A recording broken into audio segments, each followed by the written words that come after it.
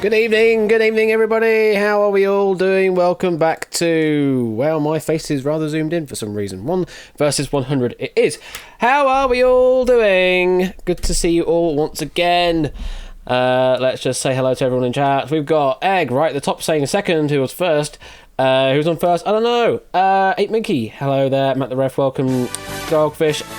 Random Zombie with the multiple doots. Bash do tat bash do tat bash do tat bash do tat bash do tat bash do tat bash do tat bash do tat bash do tat bash do tat bash do tat bash doot. Thank you very much for the many @bash doots. That's 11-month resub, greatly appreciated.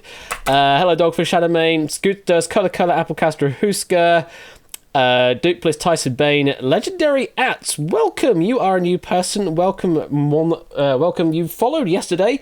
As did Clark C. Wilcox. So thank you very much for follow and welcome this is your first time here, then get ready for some very simple multiple choice action with 1 vs 100.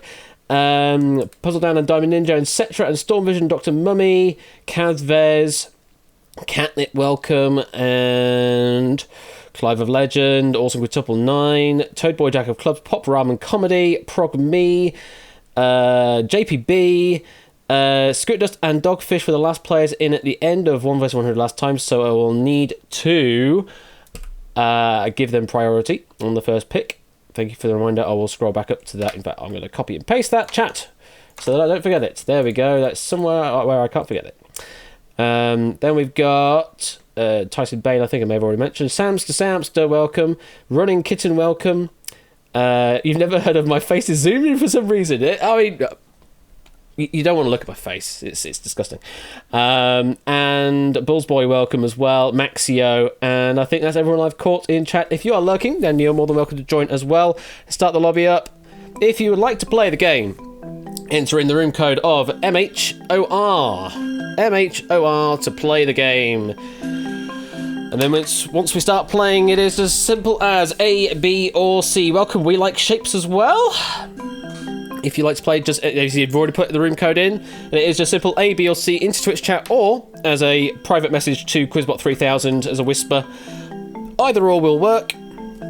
So I need to add Scooter Dust and Dogfish as the preferences. So add one Scooter Dust, add one Dogfish.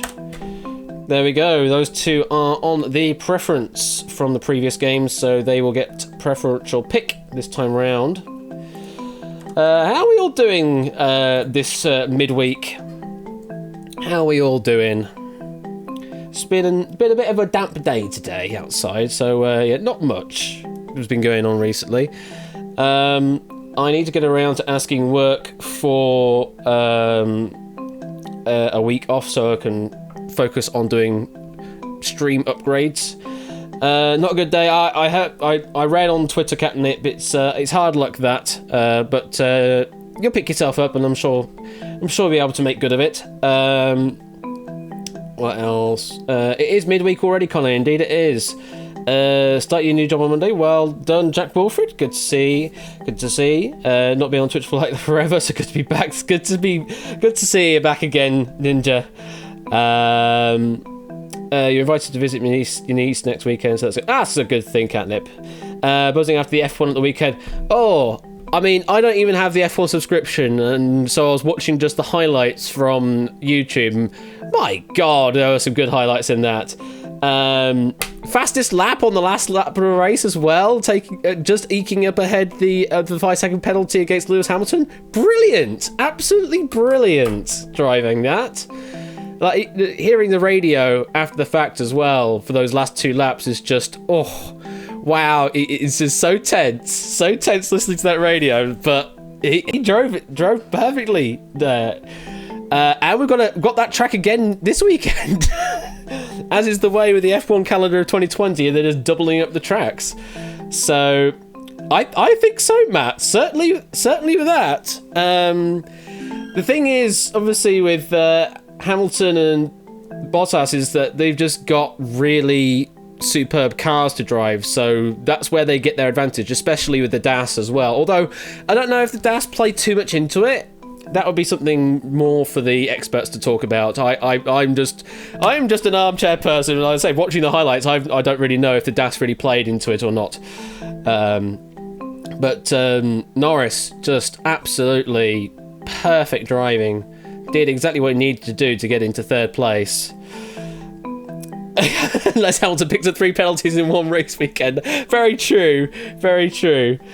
For those of you that don't know, I'm talking Formula 1, so there's only a few people here that actually know what I'm talking about. Certainly Matt the Ref and certainly Drahuska I know are F1 followers. All you heard was Hamilton got excited. No, not that one, Toad Boy, not that one. If you know, you know. Not Alexander Hamilton, no, Lewis Hamilton we're on about.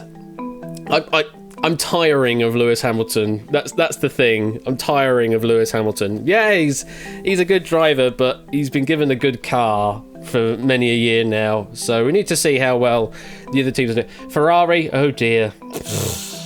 Oh dear, Ferrari. But, anywho. 45 in the lobby at the moment. That's good to see. Nearly a half mob to play against. Put Lewis in this year's Ferrari. Whoa, that could be a disaster. I mean, I was watching some of the stuff that one of the laps that Vettel's trying to drive. Just looks like the car just wants to just take itself off the track. It's squirreling around everywhere. It's so weird. So weird. Like it's like it's got no traction in the corners. It's disgusting. But yeah, I also watched the Formula 1 YouTube channel. They're also doing the highlights of the F3 and F2 races, which is good to see as well, and seeing some of those pretty good races to watch as well. 46 in at the moment. But yeah, are they showing any Alt F4s? I don't know what the Formula 4 is technically called. There is a Formula under Formula 3. There's a full Formula system. I just don't know what it's called. Not Formula 358/2 sharp FE.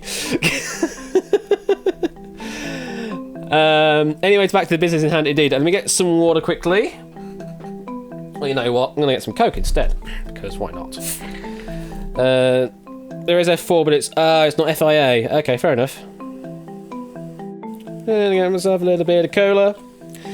And let's get the pick of the first player then, between Scoop Dust and Dogfish. And then we'll be into it. You have been noticed, Toshi. Here we go, first pick. And we've got Dogfish, first time round. So let me share my screen, which is going to be 1 versus 100. So, Dogfish, you have been picked. I'm going to kill a different app so I can get some frames back. You will notice a few changes, Score Count, certainly. You will notice a few changes. Just to prettify it a little more, that's all. Okay, so we've got... I think Dogfish is there in the... Why is Egg in the green room? Hang on. Hello there, Dogfish. Welcome. Oh, good evening. Good evening. How are you doing? Quite alright. Well, good to hear. Are you ready to take on the mob? Do you think you can go all the way? That says no, but I'm going to say yes. To answer your question, Running Kitten, you can just go to the chat in public chat and it'll delete the message, or you can go and whisper to the bot. Either or will work.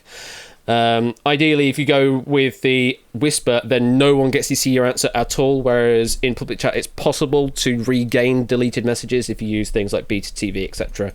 But answer what you want to answer. Don't look at other people's answers, basically, is what I would say. Okay, Dogfish, you get the decision now. Would you like to play the US rules, or would you like to play the Netherlands rules, or the Dutch rules, should I say? I did US rules last time, and that phase was going somewhere. I've forgotten where it was going. Something for variety, something. Let's play Dutch. You're going to go to the Dutch rules, all right. So, I've added now in the rules that you can no longer... choose difficult, and you can no longer escape on the first question. After that, then you can do whatever you need to do. But on the first question, it will always be an easy question, and you must play an answer. But you can use a double. If you really want to, you can use a double. Okay, so good luck to you, Dogfish, as we play the Dutch version of 1 versus 100. And the first category that you will be facing is music. But first of all, thank you very much for the 2-month resub from Starskunk. Greatly appreciated. So yes, we now have nice new graphic-y things for the different states. And also, the lighting intensity has been brought up a little so that it can glow a bit more in the background. So it should look a little fancier now. Okay, so this is I don't know, what button did I press? Did I press the chat one or did I press the voice one? I can't remember. If I say the word easy, it's probably I'm going to take control. So we're going to be an easy question to start with. And I don't have control, so you're going to be the one to say all the stuff in chat. Okie dokie. So you're I you're. need to go back onto the Twitch chat. I'm afraid you're going to have to, yes, because I pressed the wrong button. So you're going to have to say easy in chat to move the game on. I completely forgot I pressed the wrong button there. Okay, so I'll just put that on mute, and in the background I'll just be tab hopping. Sure, that's no problem. Okay. Is it going to load? It's going to be nice. Once it's loaded. There we go. And the first question you're facing is, which of these has not been in a bottle to form the title of a UK #1 single? Is it Message, Genie, or Beer? Mob locking your answers now. Which of these has not been in a bottle to form the title of a UK #1 single? Message, Genie, or Beer? Answer A, B, or C in Twitch chat or whisper to Quizbot3000.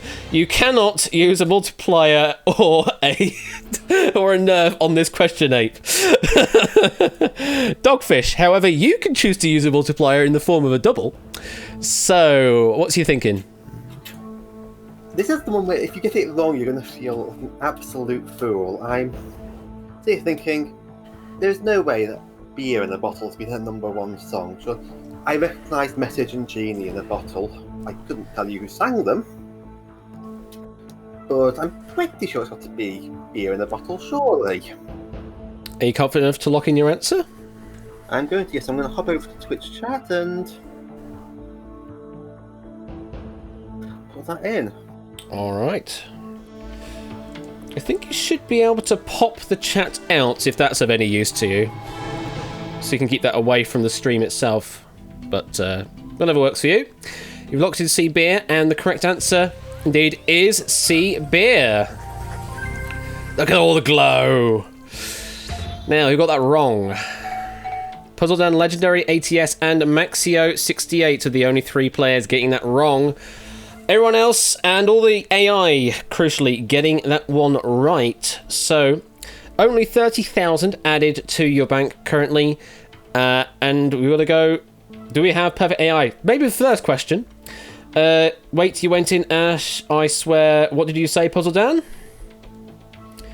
I don't see a public message, but did you say a whisper? It must have been. It has to be in time, Puzzle Dan, I'm afraid. I don't know. I don't know if it was in time or not. So if it was out of time, then I'm afraid you're gonna or it could have bounced. It very much could have done. Whispers can bounce sometimes. If that is the case, then go to public chat instead and answer there, because sometimes Twitch can be a bit pernickety about whispers and bouncing like that.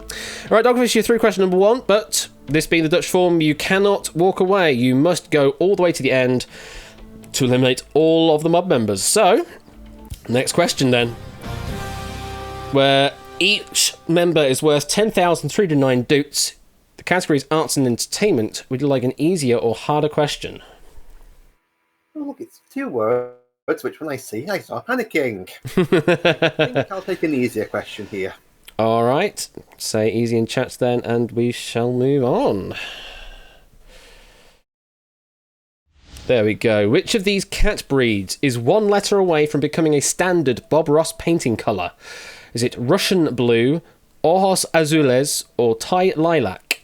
Mob locking your answers now, please. Which of these cat breeds is 1 letter away from becoming a standard Bob Ross painting colour? Is it A, Russian Blue, B, Ojos Azules, or C, Thai Lilac? Mob is in. Are you familiar with Bob Ross, Dogfish? Only by virtue of YouTube and a couple of videos, but I'm pretty sure it's Prussian Blue. And yes, I can't see any other way to make those other 2 turn into colours, so I'm reasonably confident going for A. You're thinking Russian Blue to Prussian blue with a P on the front of it. That's my thinking, yes. You confident enough to lock in your answer as A? I think I am, yep. Let me pull up the doohickey.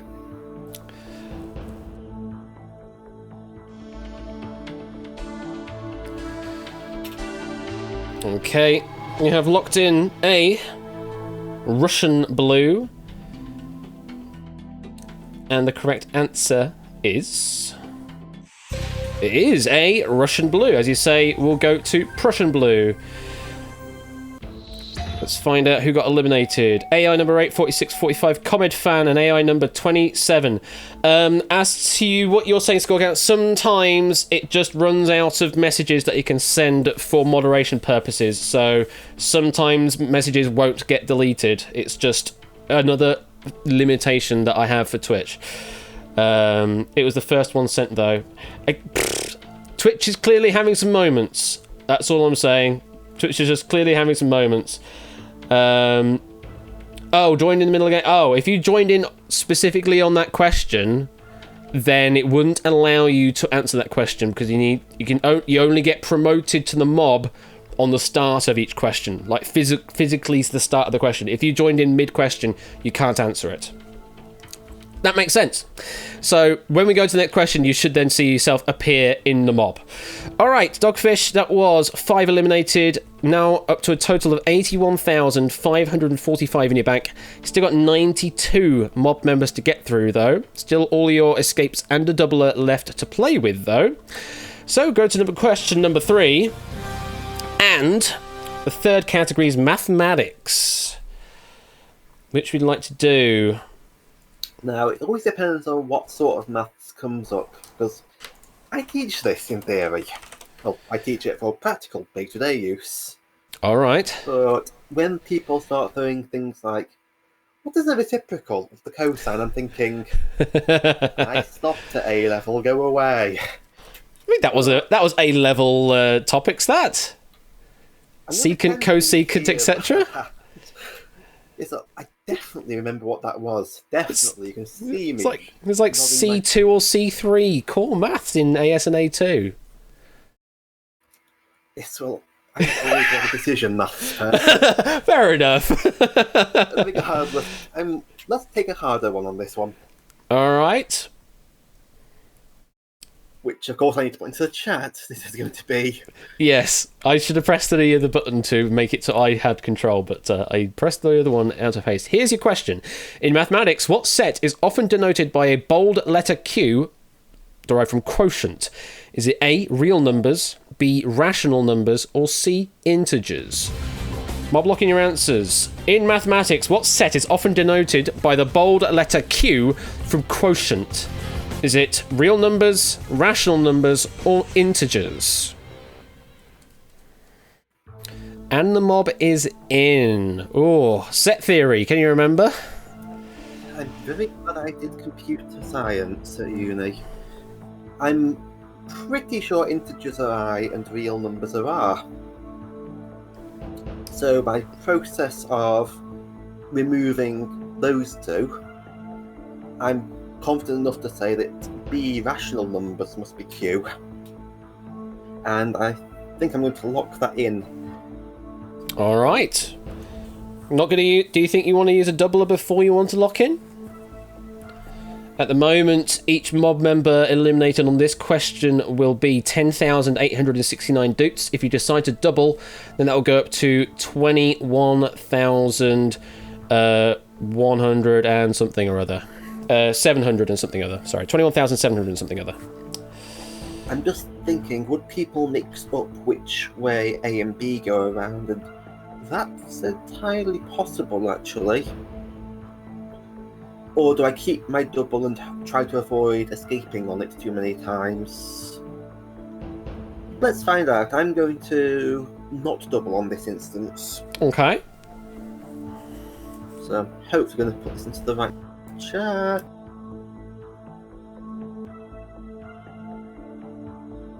Okay, you're gone with B. Rational numbers. With 81,000 doots at risk. The correct answer is... It is B, rational numbers. I presume quotient being some form of fraction or ratio to make it a rational number, so... The relevance makes sense there. Cliver Legend, Bullsboy, Catnip getting eliminated, plus 14 AI. So that would have been 17 in total, each at 10,869 doots. Now brings you up to 266,318 doots, and you are a quarter of the way through the mob. You still have 75 mob members left to get through. Still have your 3 escapes, still have your doubler to use. Alright, I guess we shall move on then to the next question. Keep cracking. It's a very interesting mix of the mob we have left. We have 38 human and 37 AIs left in play. Each mob member is now worth 13,333 doots. And your next category is geography. What would you like to do on a geography question? Geography is fun, but I do tend to enjoy my geography. I think I'll take a punt at whichever's harder here. Oh, interesting. Which means once again... Here we go, going hard. Of all the cities that have hosted the Summer Olympics, which lies closest to the equator? Is it Rio de Janeiro, Atlanta, or Mexico City? Mob, lock in your answers now, please. Of all the cities that have hosted the Summer Olympics, which lies closest to the equator? Rio de Janeiro, Atlanta, or Mexico City?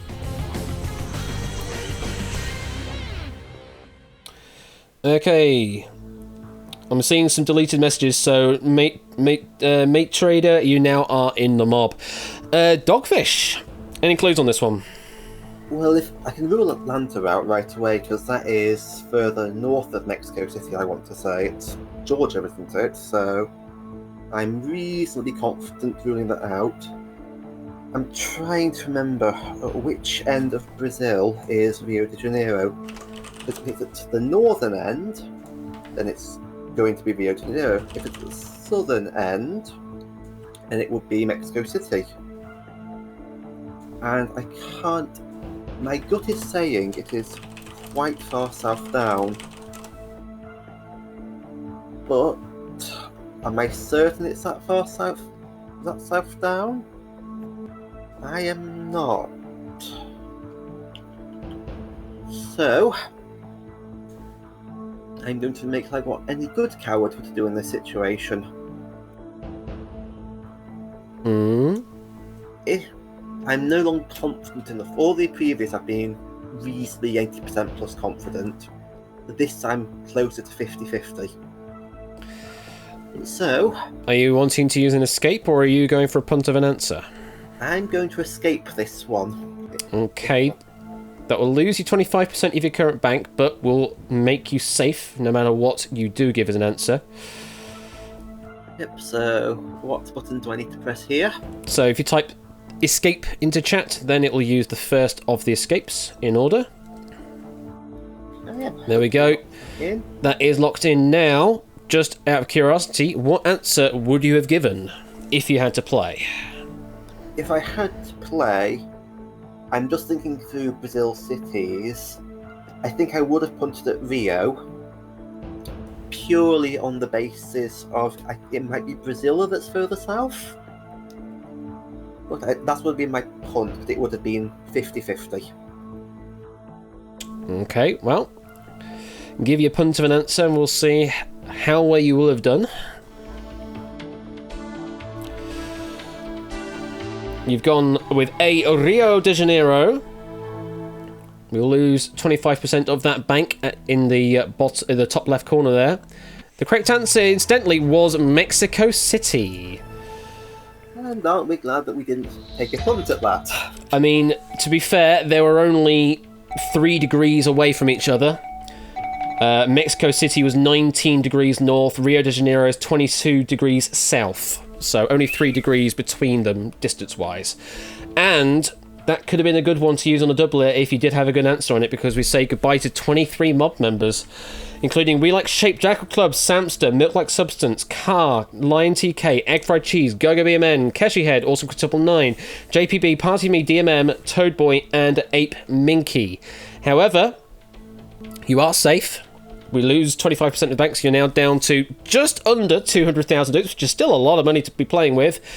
And we're down to nearly halfway. We're down to 1 versus 52. Still got some big hitters in the remaining players, though. So, still a bit of a battle for you. Let's move on to the next question, then. Each mob member now worth 19,230 doots, and the topic is game shows. Do you want an easier or harder question on game shows? Game show questions are, by definition, going to be hit or miss, and I tend to miss more of them, so I'm going to take the easier one of these two. That's fair enough. You're down to about half the mob, so going game shows might be a wise idea. And don't forget, you do have that doubler if you think this question is suitably difficult for the mob, but easy for you. I do apologise, by the way, if I keep on forgetting to put in the thingamabobber. That's alright.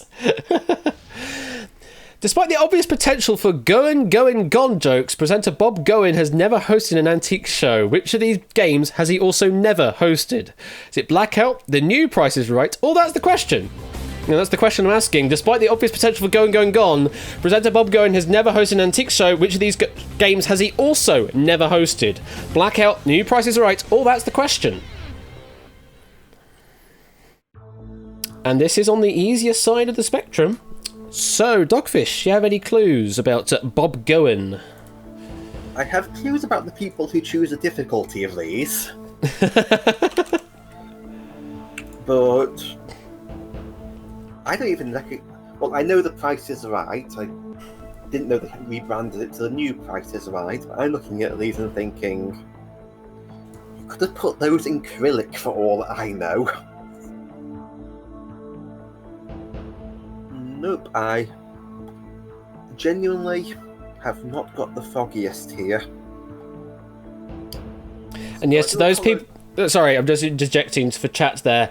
As I was saying, for people like Scooter saying this is easy, this is an easier question that was picked versus another question that was also picked for game shows. So I avoid saying easy or hard. I say easier or harder because of that. They are relativistically different difficulties to each other, but there may be two quite hard questions because that's the best I can do from picking questions from the database that haven't been used yet. That's all I can do in that situation. Otherwise, I would, if I had a well-baked set of questions that were definitely easy and definitely hard, then I'll do that, but I don't have that, so I'm working with what I have. Dogfish! I enjoy the chaos of the fact that it's just easier versus actually easy. The chaos is important to us. Absolutely. The chaos is important, and so is the cowardice. Are you going to be escaping this one? I am going to find a new metaphor, but yes, I'll be escaping for this one. Alright. Always do that. Okay, fine. So that should. There we go. Yeah. It has indeed. You are now going to be taking 50% of your current bank, which is fine again. And what answer would you give if you had to give an answer? As I said, these you could have put these in Cyrillic, and I wouldn't have any better idea. And because Cyrillic begins with C, and I love my puns, we'll go for C. Going with C. That's the question. Well, it is indeed the question, but is that the answer? In the form of a question, no. The correct answer is The New Price is Right. He's never been a host. The Price is Right. Those would be Barker, Dennis James, Doug Davison. Those are the hosts of Price. And we say goodbye to 18 players there. Tantasar, Tyson Bain, Score Count, Duke Bliss, Scooter Dust, and Jack Wilfred, alongside 12 AI. You don't get anything for them, but you also lose 50% of your current bank. You're down to now just shy of 100,000 dukes, but you are still in the game. We have 34 mob members left in play. You only have one escape left, but it is the most severe escape of 75% of your current bank. You still have your doubler, though, so a good question could net you a nice tidy sum versus the mob here. And we've still got quite a few human players in as well. So let's get on with it. Let's get the next question up. Each mob member now worth 29,411 dukes. And general knowledge. It's struggling to find a category, apparently. General knowledge is what it's picked. Do you want an easier or harder general knowledge question? Oh, that's sort of like a box of chocolates. Are you going to get a lovely caramel? Or is it coconut and lime? Ugh. Sorry, my opinions on chocolates aside.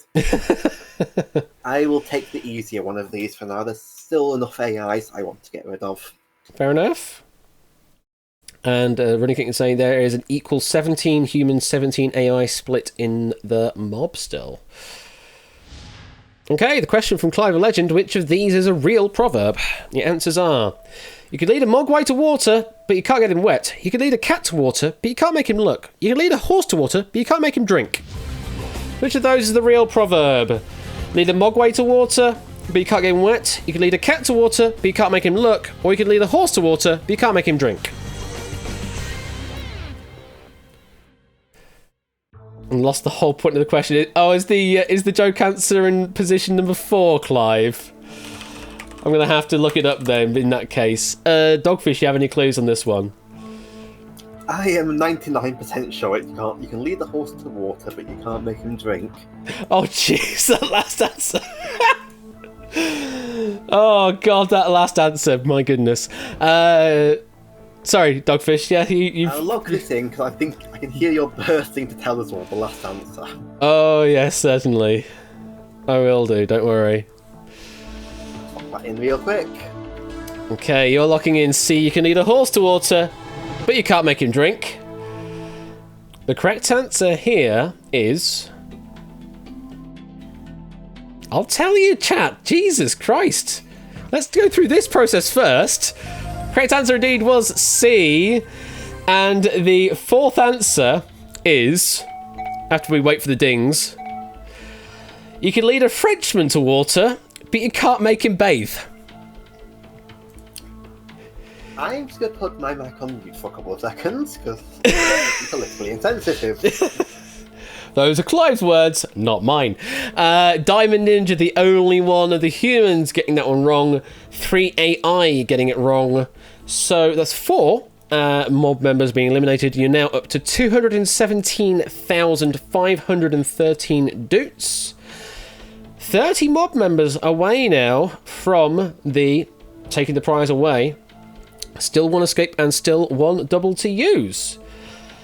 Well, let's move on to the next question then. Let's see what it picks for you. This time is gone with the category of electronics, and each mob member is now worth 33,333 doots, or if you decide to double the question, 66,666 doots. What would you like to do on electronics, Dogfish? Remember how I was saying I wanted to eliminate some of the AI? Just the question on electronics. I'm going to take the easier route on this one for now. Alright, going easy on electronics. They'll allow that message. If I was using an instant messaging service at work all day, what punny name could someone call me? A skiver? A slacker? Or a shirker? Mob blocking your answers now, please. If I was using an instant messaging service at work all day, what punny name could someone call me? A skiver? A slacker? Or a shirker?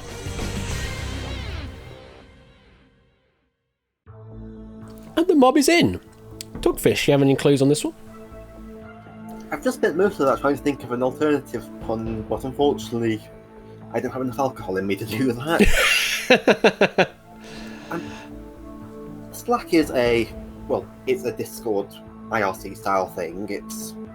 And I don't think either of the other two are in any way, shape, or form. So I'm good to lock in Slacker. Pretty confident going with B slacker.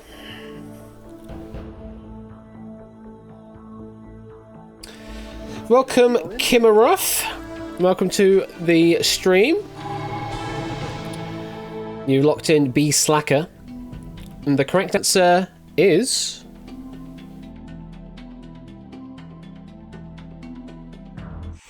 Indeed, it is B slacker. And you were saying it's a bit like a Discord thing. Technically, Discord stole a few things from Slack. It's kind of the other way around. And everyone got that right. So nothing added to your total. We go to the next category straight away. Science and nature is the topic at hand.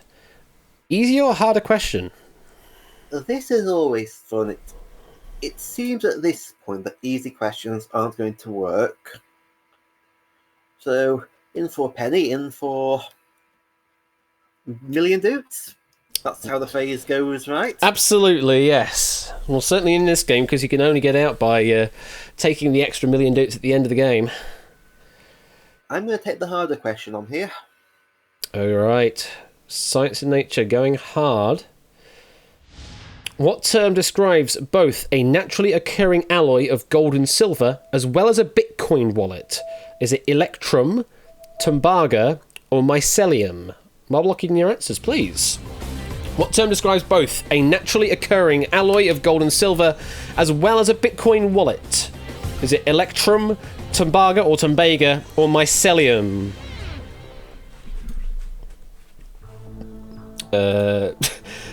Twitch auto modding was getting a bit aggressive there. Didn't like the word shoot in your message of oh shoot, Toad Boy. Dogfish, any clues on this one? I'm now wondering what the bot has against bamboo shoots. I'm pretty sure I got this from the Bitcoin wallet. I'm pretty sure it's an electrum. I'm just looking at C and thinking mycelium. Is that what they make mushrooms out of? Don't have the information at hand yet.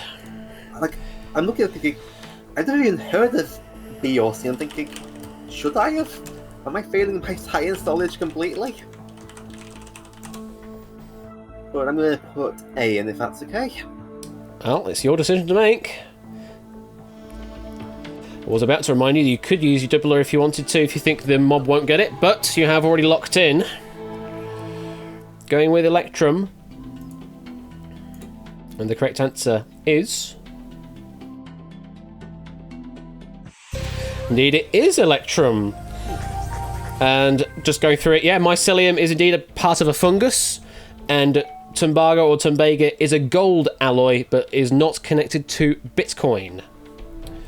So, well played getting that one, and only prog me in the mob getting that one wrong, so you were wise not to double.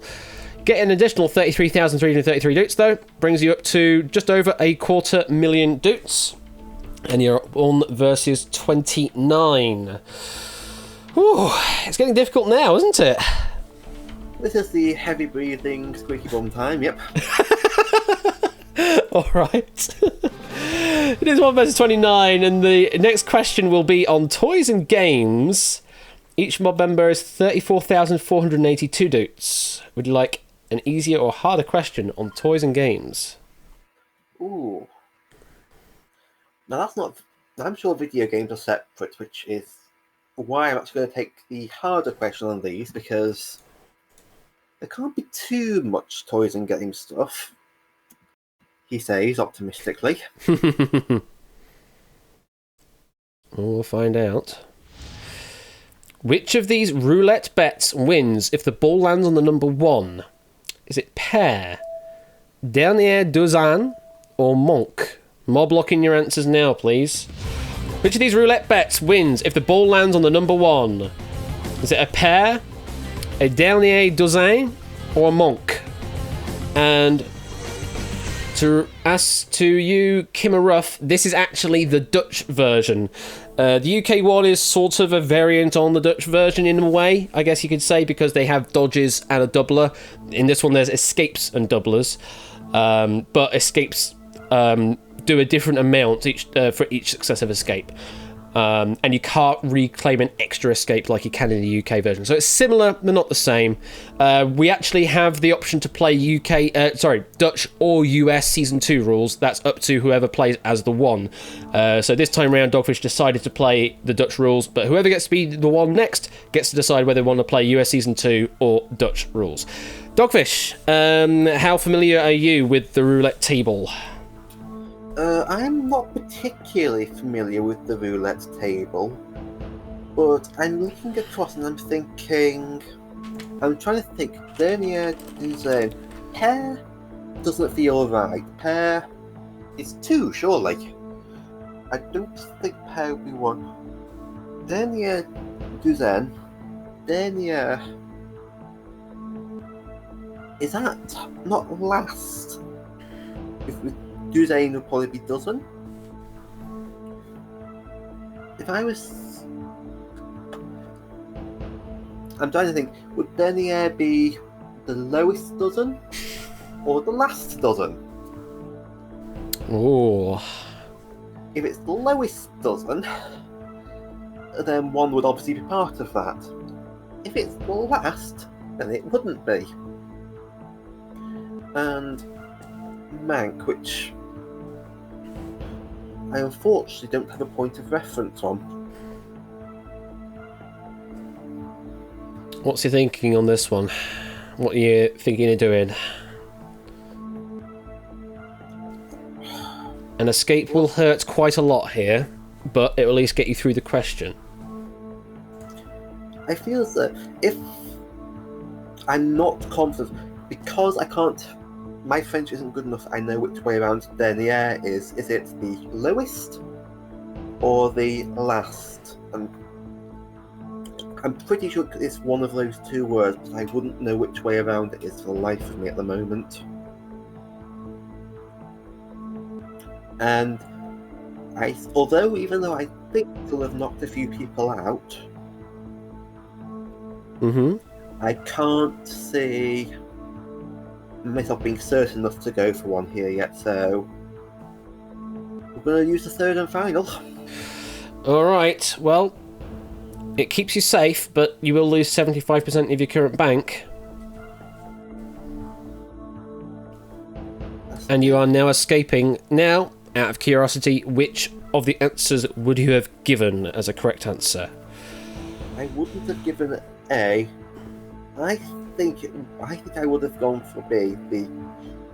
Then I now think it does mean lowest, but I only have a French GCSE. That doesn't mean I can actually speak French. But same here. Oops, sorry, that's my Firefox open. I think I'm going to put in B as my guess. Okay. You are escaping, so you are safe from wrong answer syndrome here. You would have locked in B, Dernier Dezin. The correct answer would have been C, Monk. So Dernier is last dozen. Yeah. Last dozen. So you were umming and ahhing whether it was like the lowest or last. It's last in this case. So would have been the numbers 25 through to 36. Pair in this case means any even number. So 1 is not an even number. There was also Noir. There was another alternate option which we didn't see, which means black, and 1 is a red on the roulette table.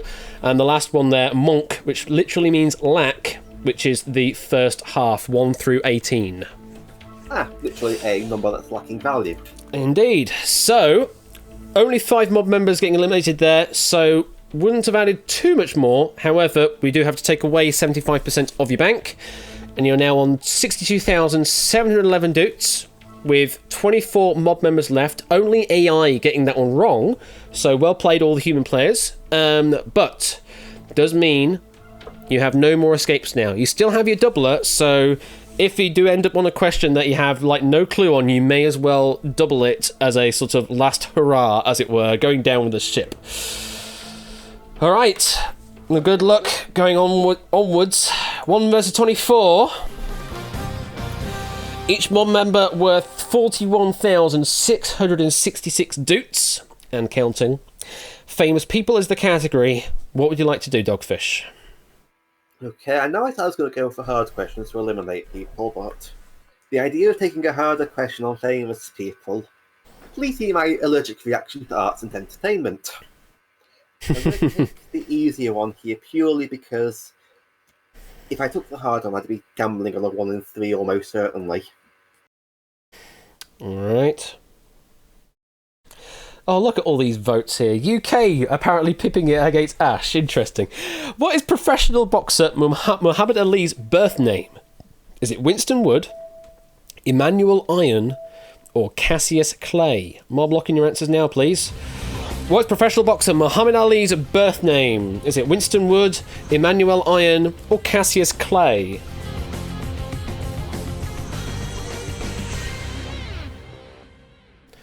The mob is in.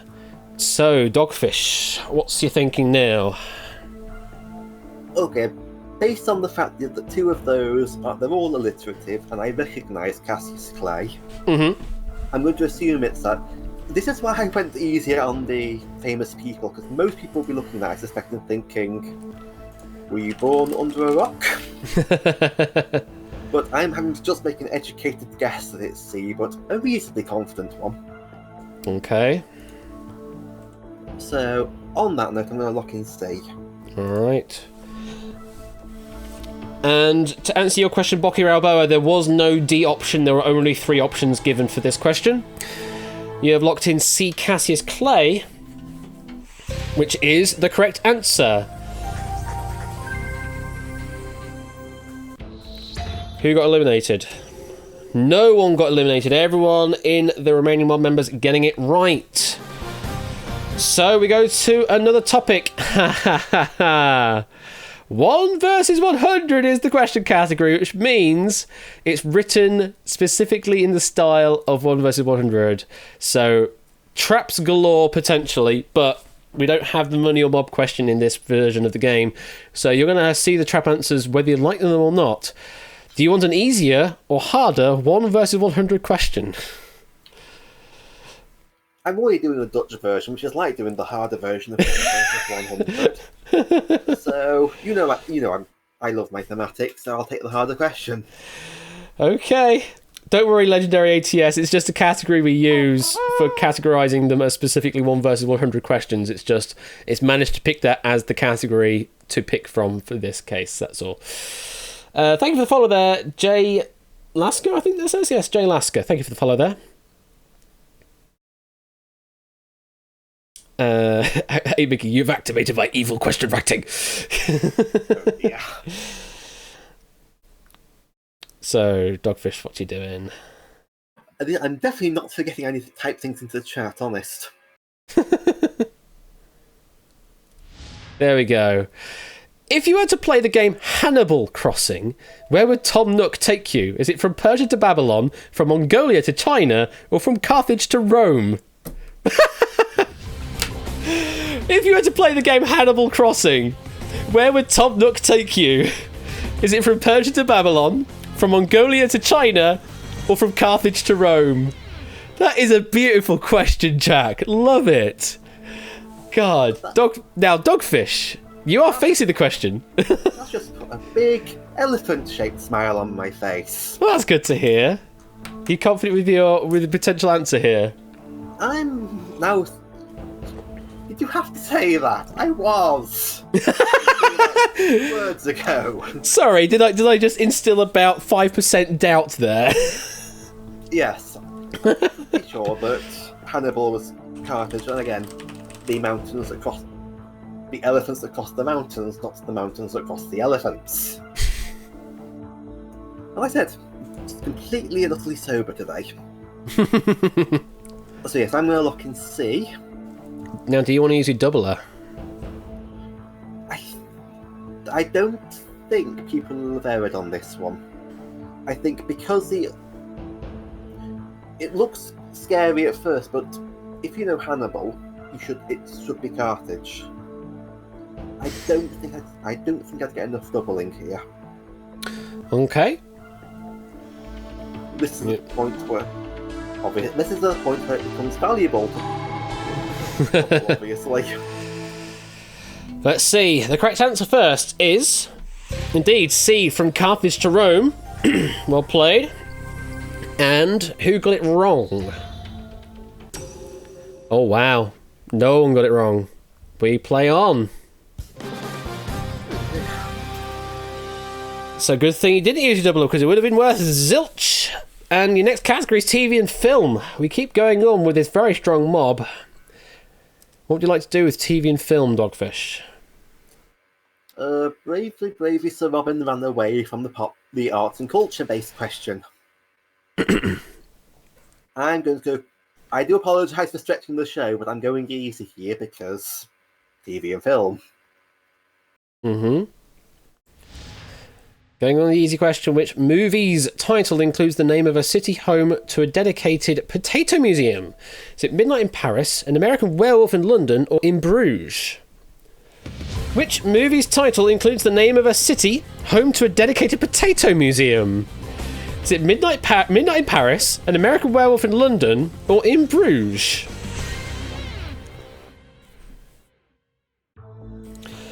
Okay, the mob is locked in, and we finally find ourselves with Spudgate number 3. Dogfish, do you have any clues on this one? Paris and London, both. I'd have heard if there was one in London, because I'd have visited. And Paris... Again, it doesn't feel French. I mean, Bruges is, I want to say Belgium now, which feels a little bit closer to where I'd expected. It's only a hunch. I don't have my escapes anymore, so hunches is probably what I'm working from. That's all you got to play with now, yeah? Bruges seems like the best place. And frankly, I'm just glad that it's not got any actual knowledge of TV and film required. So I'm going to lock in C. Locking in C. And we'll see what happens. In Bruges. And the correct answer is... It is in Bruges, yes. The Friet Museum. The Friet Museum. Guessing right. AI number 22 and number 88. Oh, here we go. The AIs are going now. Antoshi and Storm Vision. Falling foul there. Whew. So that's 8 mob members eliminated, which doesn't sound like much, but given that each mob member was worth over 41,000 doots, that's added 333,328 doots to your total, brings you up to just 4,000 shy of 400,000 doots. There are only 3 AI left in play, and the rest are all human. So we have 13 human players and 3 AI left in the mob. They are a very strong mob, it must be said. And good God, the Autobot is really not liking any terms like that, are they? Jesus Christ. So only 16 mob members away, Dogfish, but you have no escapes left. Do you think you can still go all the way? We've got to say yes, haven't we? If I said no, I don't think we could go all the way, I'd look a bit of a fool, really. All right. Let's see what the next category is. It had to happen sometime. Sports. Sports has come up. It had to happen sometime. Everyone's favourite, and he's going easy. Oh, a full body strength training exercise that has the sequence of starting with a squat position with hands on the floor, kick your feet back, return your feet to the original position, leap up and repeat. It's called what? Is it whoopee, slurpee, or a burpee? I'll repeat that all again. A full body strength training exercise that has the sequence of starting with a squat position with hands on the floor, kick your feet back, return your feet to the original position, leap up and repeat. It's called what? Whoopee, slurpee, or burpee? Look at the fourth option. Alright, I'll look at the fourth option while Dogfish ponders the answer. This is the point where you should get a camera just to look at me and say, does this look like the sort of person who knows how exercises? Wow, that answer 4. Okay. Process of elimination. If I look at Slurpee, I'm thinking, isn't that like an American or those similar to a slushy drink, a frozen slushy or something? Which I don't think you'd be calling a exercise move after. And I'm sure I've heard of something called a whoopie pie. Which again, I don't know how exercise people work. I don't think you name them after pieces of food.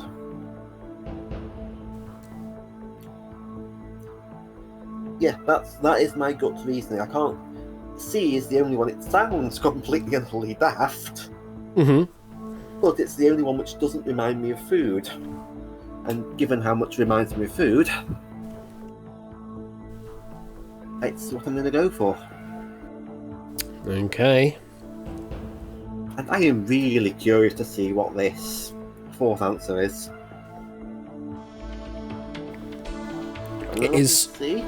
It is somewhat related to the correct answer. You have gone with the burpee. And the correct answer is... It is a burpee. And the related other answer is a farty. Ah! Yeah. Helpful to have on the board. That would have been helpful to have on the board because then it would have kind of clued you in the direction of the question. Only AI number 73 falling foul on that question. Does give you another 62,500 dutes, so you're now up to 458,539, and we have only 15 mob members left in play. Still 1. 15 to 1, absolutely. Well, ideally 15 to 0 for you. A burpee. Just doing burpees in an extended exercise. Jesus Christ, they really do knock you out. Right, here we go then, Dogfish, as we now reveal the next category. This game's going on quite well, and the next category this time is literature. Still getting different categories coming up, which is good to see. Literature. Literature, it's not my strongest suit, but it's not my weakest, and at this point, I'm looking at who's left. I'm thinking, I'm going to have to try for a hard punt, aren't I, at this point, because there are a lot of really smart people left on that board. There are indeed. So, I'm going to go for the hard one here. Oh, here we go. Which Charles Dickens novel has the subtitle A Tale of the Riots of 80? Is it Hard Times, Barnaby Rudge, or the Pickwick Papers? Mob locking your answers. Which Charles Dickens novel has the subtitle A Tale of the Riots of 80? Is it Hard Times, Barnaby Rudge, or the Pickwick Papers? Now, this is an interesting one. Dogfish, how familiar are you with Charles Dickens's works? Not brilliantly. My nose is pointing straight down the middle here. Hard Times feels too on the nose, and it doesn't feel like the sort of thing which would be called the papers. That feels a little too lawyer-esque-ish. My gut is saying B, which means I might have heard it somewhere. Okay. Now, do you think the mob know it? Or at least some of the mob? At this point, they're each worth 66,666 dutes. So if you double that, there's 133,000 dutes per mob member eliminated. So, do I think the mob will know? I think there's a chance like this. Well, frankly, you might be able to tell, I'm making a gut instinct on what's close to a 50-50. I think some mobs will actually get knocked out on this one, so I am going to double here. Okay, so say double in chat to activate the doubler before answering. There you go. Now, it has locked in. Now, what is your answer? Perfect. Of those three, my gut is pointing towards B.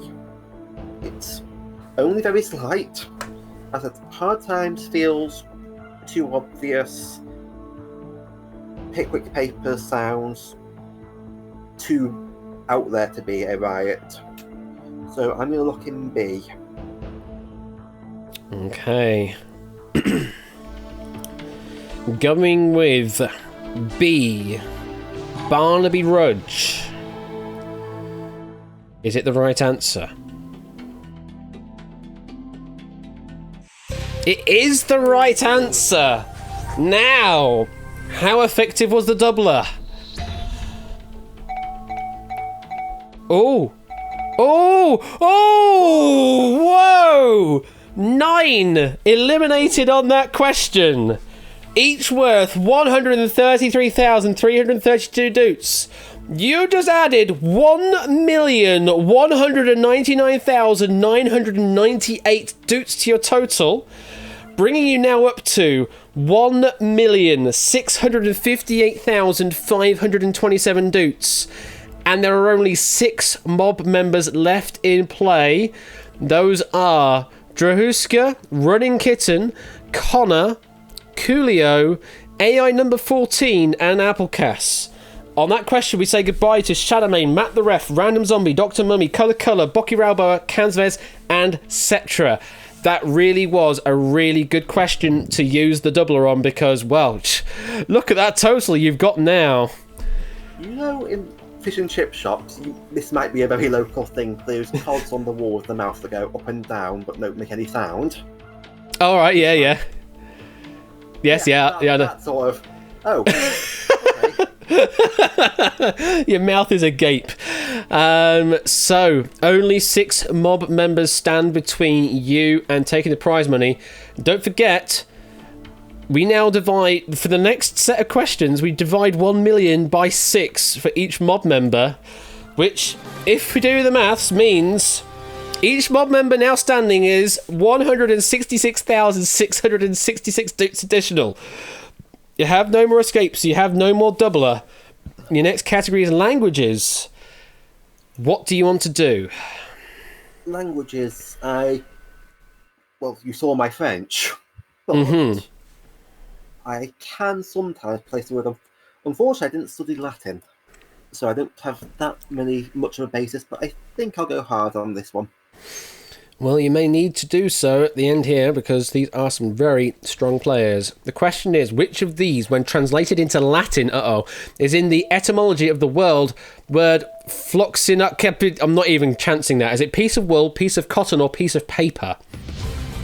Which of these, when translated into Latin, is the etymology of the word that? Not even chancing it. Is it piece of wool, piece of cotton, or piece of paper? I know this was featured on Ben's stream very recently, and he obviously practiced it ahead of time because he knew the question existed. I cannot say it. Floxinoxyhilipilification. There we go. Thank you, Dogfish. Fun word. I enjoy this word very much. I used to know this. I am now thinking back to some very old memories.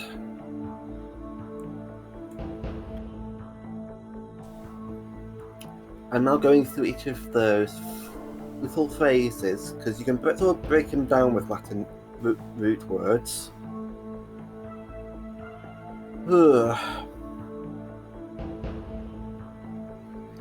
My gut is thinking more towards one of the fabrics. Paper being sort of the odd one out there. Does that make sense?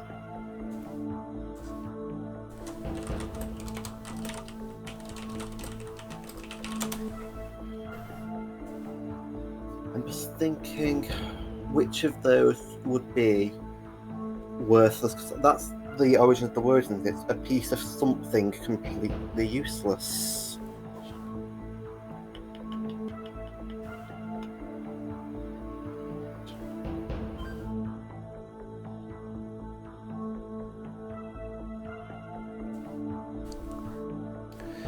My gut, if it's Latin, I don't think it would come from cotton.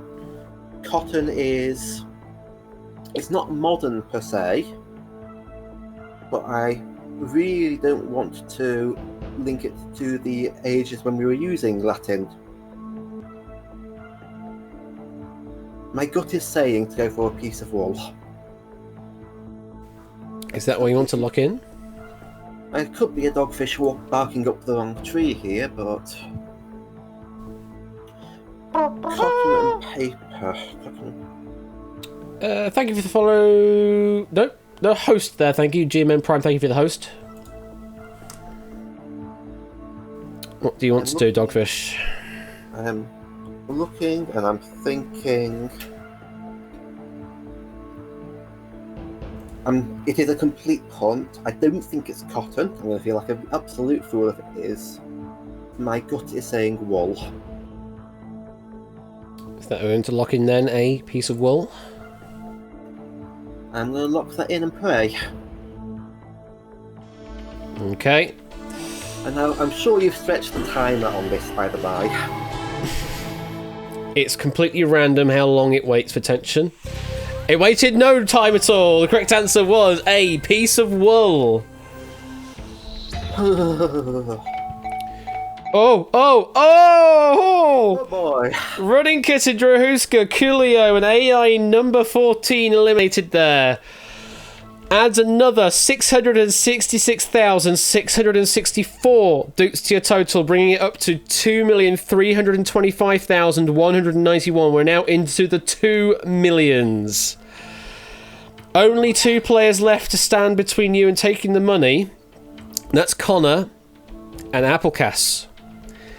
Each of those now will be worth 500,000 dukes to you if you can knock them out. 2 very, very, very smart people. Absolutely. They are the only ones that stand between you and taking the money away. So, if you eliminate both of them on your next question, then you will be walking away with 3,325,191 dukes. Which is an insane amount to walk away with. That's a lot of dukes. It is a lot of dukes. It will be by far be the biggest win on all of the game shows I've done so far. So, are you ready to see the next category?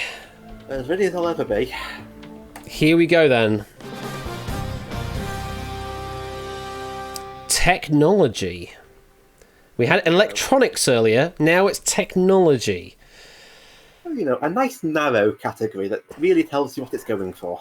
Applecast says, though, could go anywhere, really. I mean, possibly. This could be anything, but the only thing I think I can do to have even a chance of dislodging Connor or Applecast at this point. Oh, Let's get them dudes. thank you for the 100 bits there, Kimmeruff.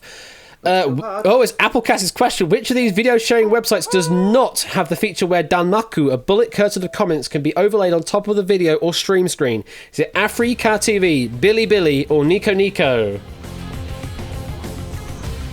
Which of these video sharing websites does not have the feature where Danmaku, a bullet curtain of comments, can be overlaid on top of the video or stream screen? Not is in the question. Dogfish, are you familiar with Danmaku? You know when you're on a roller coaster and you're just going up and you look down and the last thing you say is, I've changed my mind. Guess what? I've changed my mind.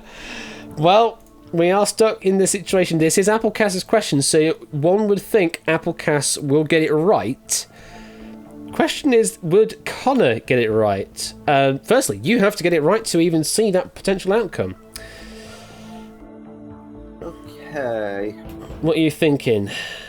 I'm going to assume that's Japanese, which sort of makes me want to discount C. Because C sounds Japanese. It sounds like a Japanese company of some form. But then there were 2.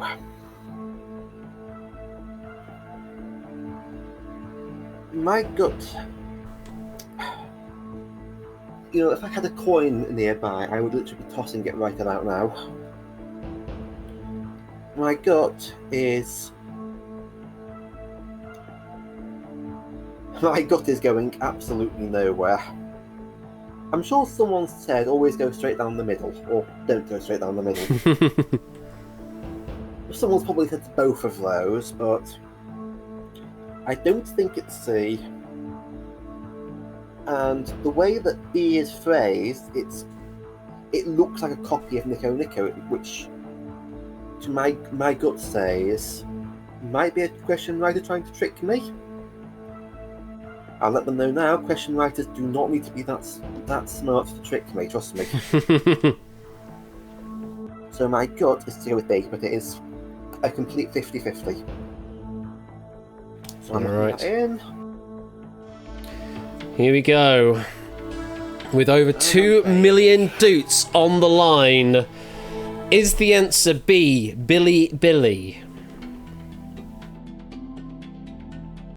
It's not! Oh. No, it's Africa TV, I'm afraid, and you plummet and lose all of it. And Connor did get that wrong. Applecast did get that right and was the lone survivor of the mob. It would have been a 1v1 if you got it right.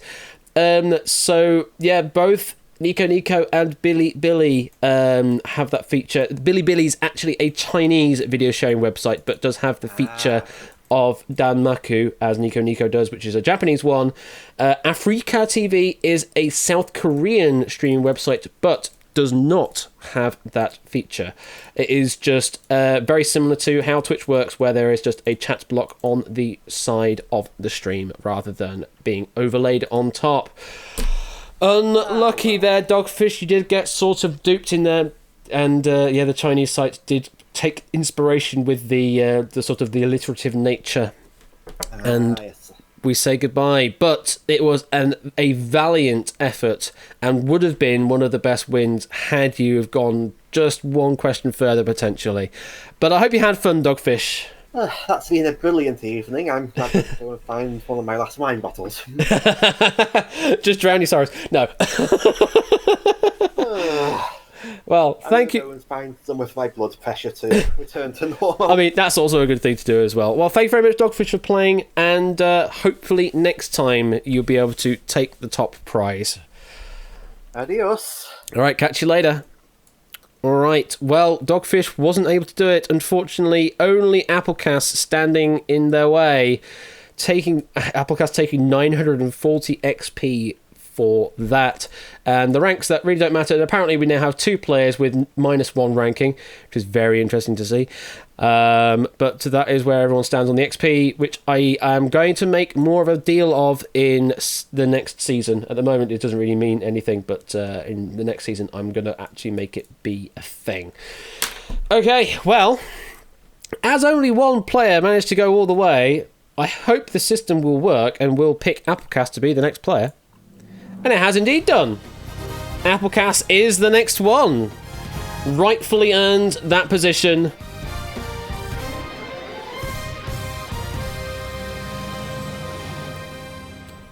Okie dokie. Well, Applecast, you are the next prime player. What would you like to do? He's making his way into Discord. And you don't need to enter the lobby code again. It's just once you've entered the lobby code earlier, then you should still already be in the game. Don't worry about it. Applecast, welcome to the game. Good evening. So there was a bit of a cruel situation, I guess, because that was your question at the end there. But you managed to go all the way apart from that one question, and it did stump Connor. So I guess really rightfully you are here anyway, regardless of that. Do you think you could go all the way? I don't really think so. This was by far the farthest I've come. Well, the question I is... didn't even expect to get in a mob. Well, you are here now. The question now stands, would you like to play the US or Dutch rules? I feel like I don't really have a choice when 80-100 is my childhood. Well, you do have the choice. It feels a bit boring to go 80-100 again, but when I've watched it every year and wanted to play in it forever, I can't really not go with 80-100, the Dutch version. So is that it then? You're happy to choose the Dutch version? Yeah, I cannot betray my own country. Okay. It's the best version. Alright, I'll press the correct button this time so I have control over the game. So, we'll start the game in Dutch version. And we start from the top 1 versus 100. Your first category that you will be facing is Science and Nature, and you are forced to take an easy question. So, let's get straight into it. Which section of the emoji keyboard would a vexillologist be the most interested in? Would it be animals, symbols, or flags? Mob blocking your answers now, please. Which section of the emoji keyboard would a vexillologist be the most interested in? Is it animals, symbols, or flags? Hopefully a nice, easy question to get everyone started. Applecast, do you have any clues? Well, I'm quite fond of flags, so I'm pretty sure it's a vexillologist. Although I'm not sure what the emoji keyboard refers to. So I will be picking answer C. This is a good warm-up. Lock in C flags? Yes. Okay. Can 1 versus 100 questions contain emoji? They technically can, however I would need to add emoji characters to the font to make them render.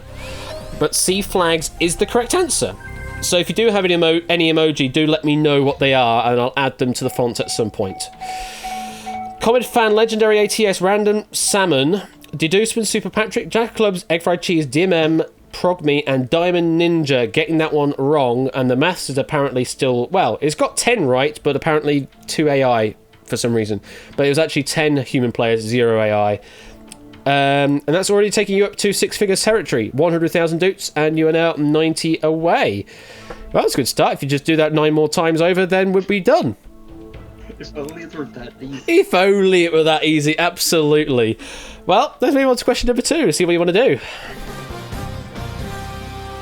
Now you get to make a decision. Mathematics is the category. Would you like an easier or harder question on maths? Well, I'm kind of a great student in mathematics. So I feel like I can't really not go with hard. Go for a hard question on maths then, yeah? Yes, let's make people suffer, hopefully. Alright, well, let's see the question. Named after a biblical object, what 3D mathematical shape is notable for having finite volume but infinite surface area? Is it Gabriel's horn, David's slingshot, or Noah's Ark?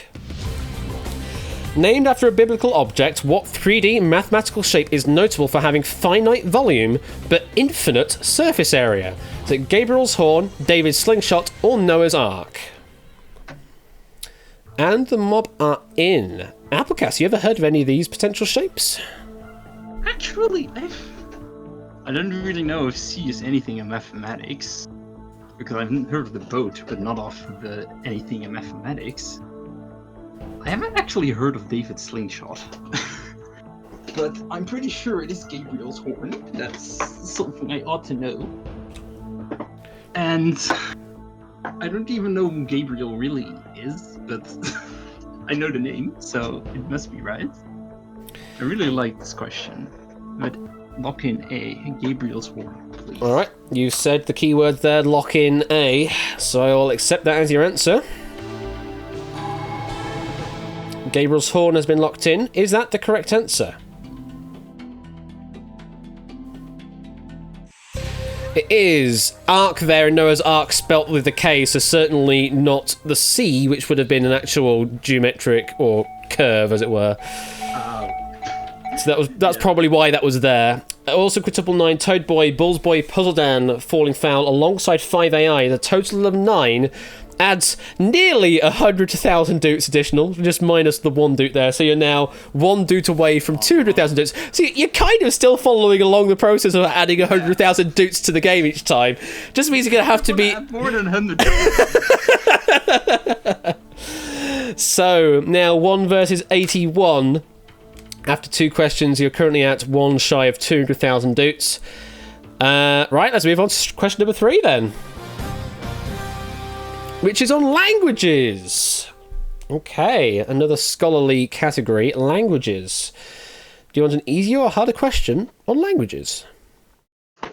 My languages aren't that bad. I know my French and German and a bit of Latin, but... We'll put it this way, you know a lot more languages than I do. I have vague understanding of French and German. I have vague understanding of Japanese, but I don't have, like, conversational abilities in any of those. Yeah. That's what you get when you don't live in an English native country. Absolutely, yeah. I take that completely for granted. So, what would you like to do, Applecast? Easier or harder question? I need a breather, I think. Let's go for easy. Okay, going to the easier side. In Finnish, Santa Claus is called Joulupukki. What does it literally translate to? Is it a Christmas goat, a Christmas sheep, or a Christmas cow? Mob, Start locking your answers in, please. In Finnish, Santa Claus is called Joulupukki. What does this literally translate to? Is it a Christmas goat, a Christmas sheep, or a Christmas cow?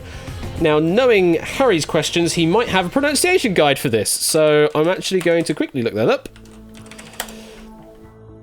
And he actually doesn't. He's broken the term up, though, in its constituent parts, but does not give me a pronunciation guide. So, that's all you're getting from me. Joulupukki.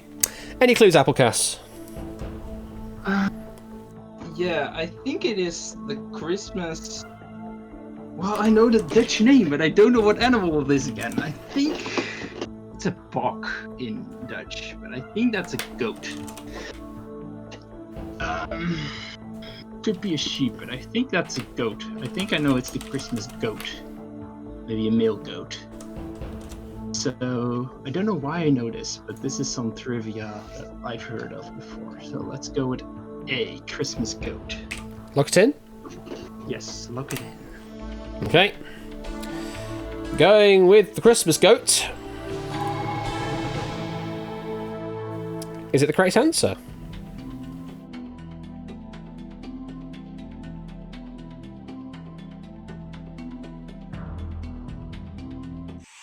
It is indeed the correct answer.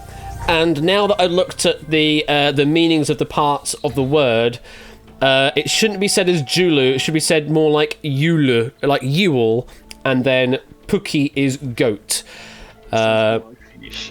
And another 9 getting eliminated. Milk-like substance and we-like shapes of the humans and 7AI adds slightly over 100,000 doots this time. 111,105 brings you up now to 311,104 doots. So you're still kind of on this, 9.5 average at the moment. 9.5 average per question, which is, we'll be done on question 11. Let's put it that way. And is a Christmas goat. The only thing that comes close to me in memory is the Gevler goats, but that's Swedish, not Finnish. That's the goat that is famously set on fire all the time, even though it shouldn't be, but it always seems to find itself on fire at some point. Okay, 1 versus 72, and you have just over 300,000 doots. 9.33 average. Well, no. 10.9. Sorry, yes, indeed, because it was 10.99. You're right, indeed. So it should be 9.6 average. 9.3 average. I really can't do maths. 9.3 average. 9.3 average. Jesus Christ. Anyway, this is why I'm a host. Next question, though, is on geography. Geography. What would you like to do, Applecass? The Rio de Janeiro, Mexico City question kind of made me very scared of geography. Mm-hmm. But I'm really good at it normally. And I have bad categories to come where I will know nothing with entertainment. So what would you like to do, easy or hard? I might need to bet on locking a lot of people out before entertainment and TV and film and stuff comes. So let's go with a hard question. Okay, going hard. After Slovaks, who are the next most populous ethnic group within Slovakia? Goodness me. Is it Czechs, Poles, or Hungarians? Lock in your answers now. After Slovaks, who are the next most populous ethnic group within Slovakia? Is it Czechs, Poles, or Hungarians? And unfortunately, because we're playing the Dutch version, we can no longer we can't poll the mob. Sorry about that. If you're wanting that to happen, Ape, unfortunately we played the wrong game, so we can't poll the mob. Applecass, any clues? I'm thinking Bulgaria will be... I think that would be the logical conclusion. It's closest on the south. But... No, wait, Czechoslovakia was a thing. Czechoslovakia was a thing, unless this is a trap. It has to be Czechs, but I'm doubting because this is a hard question. But I feel Czechoslovakia was a thing, so... this will be a gutsy one, because I feel this might be a trap, but I need my escapes later, so let's go ballsy and guess that it's actually Czechs from Czechoslovakia. Look and answer A. Okay, you've said the keywords there. We have locked in A. Checks, no escape, no double alert, just going straight in on it. The correct answer is...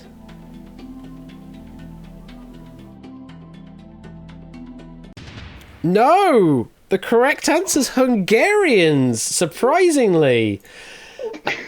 According to the factual information, about 80% of the population of Slovakia are Slovaks, and then, after that, 8.5% Hungarian, and then after that, less than 1% each of Czechs, Germans, and Poles.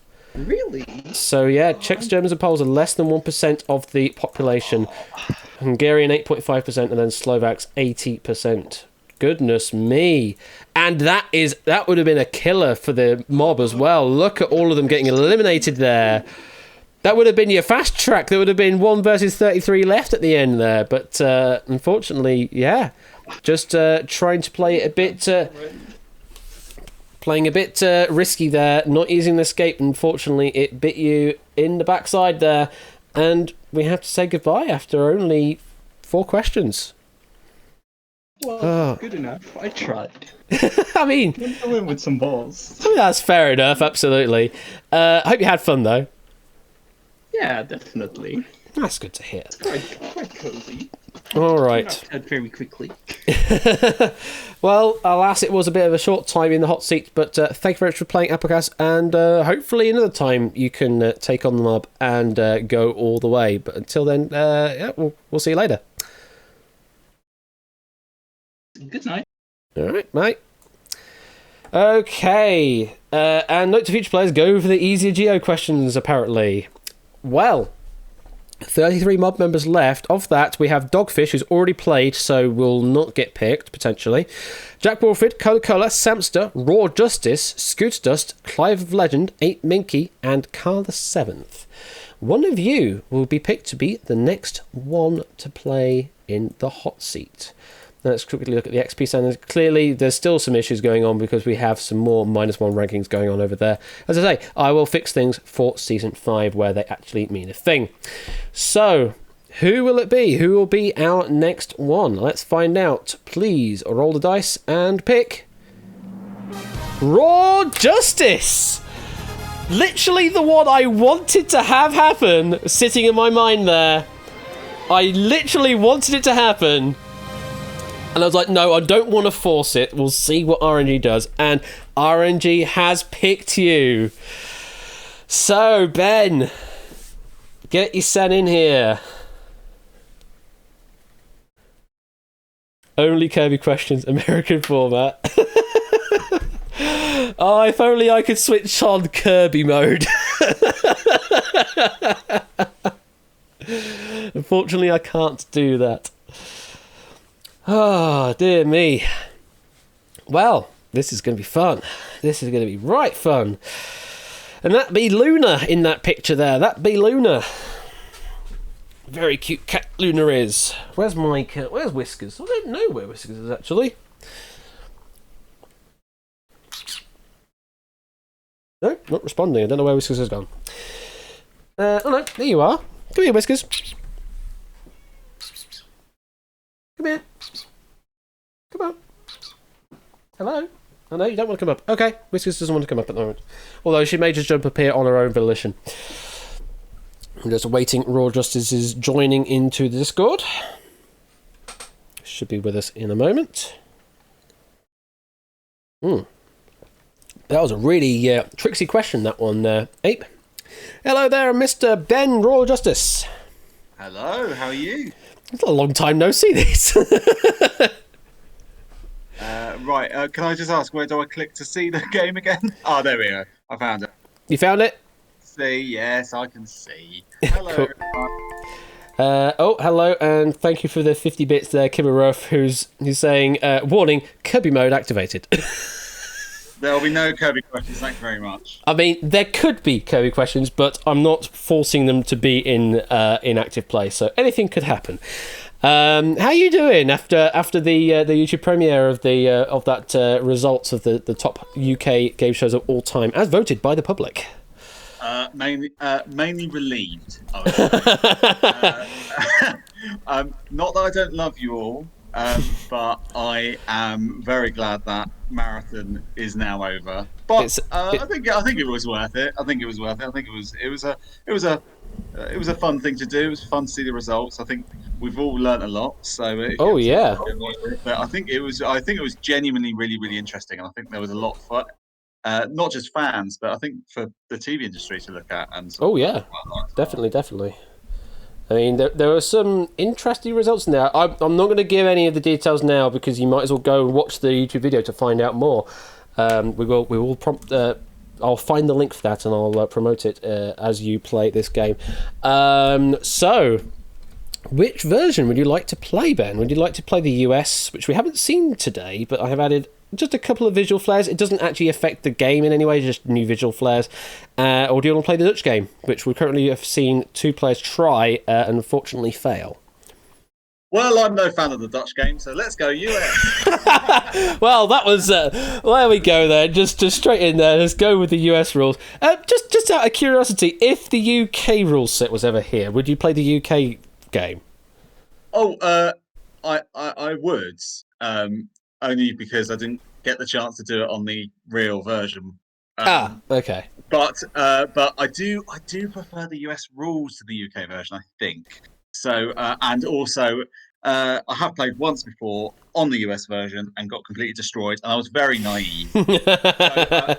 So my naivety must. I've trained. I'm ready. Let's play the US. All right, then we shall go into the US rules. Good luck.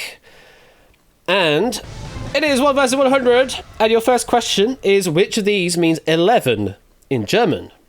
Straight off with a linguistics question. Is it A, elf, B, troll, or C, dwarf? Mob locking your answers now. Which of these means 11 in German?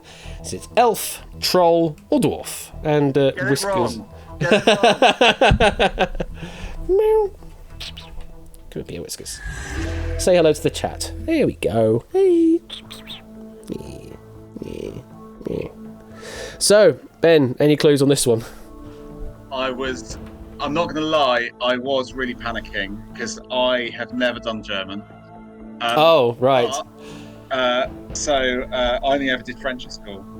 But I do know it's elf, thankfully. Thank you. So we're just going to lock in elf. Okay, locking in a elf.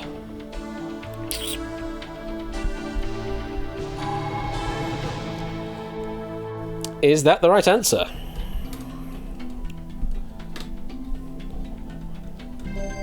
It is indeed elf, and we're off and running. Now, who got that wrong in the mob? We like shapes, Tantasar, Jack of Clubs, DMM, Progme, Random Salmon, Egg Fried Cheese, Maxio, Comet Fan, Diamond Ninja, Super Patrick, and Deduceman. Some of them may have not answered, may have left the game and not actually left the mob. But out of that, 13 players got eliminated. Gives you, well, brings you up to 1,000 doots, which, you know, compared to... Let's just say they're thick and they all got it wrong. I mean, I'm cleverer than all of them. We could say that, absolutely. And 1,000 doots doesn't sound as much as the Dutch version, but the Dutch version, you have to go all the way. The US one, you have this decision to make. So, would you like to take the 1,000 doots, or do you want to play against the mob? Well, Ash, I've had a lovely day. No, let's take the mob. Taking on the mob, here we go. Still have your 4 helps intact. And your next question. What type of flowers did Tiny Tim ask you to tiptoe through in 1968? Was it the tea roses? Was it the tiger lilies? Or was it the tulips? Mob locking your answers now, please. What type of flowers did Tiny Tim ask you to tiptoe through in 1968? Was it the tea roses, the tiger lilies, or the tulips?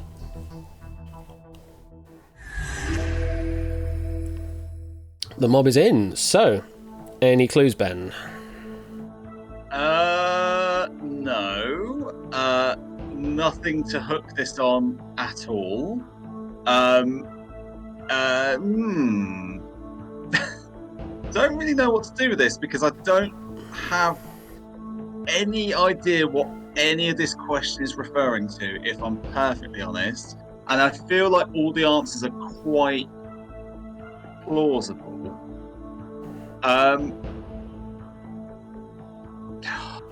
Do you have some helps, which is different to the Dutch one? You can ask the mob, poll the mob, trust the mob, and you can also ask me.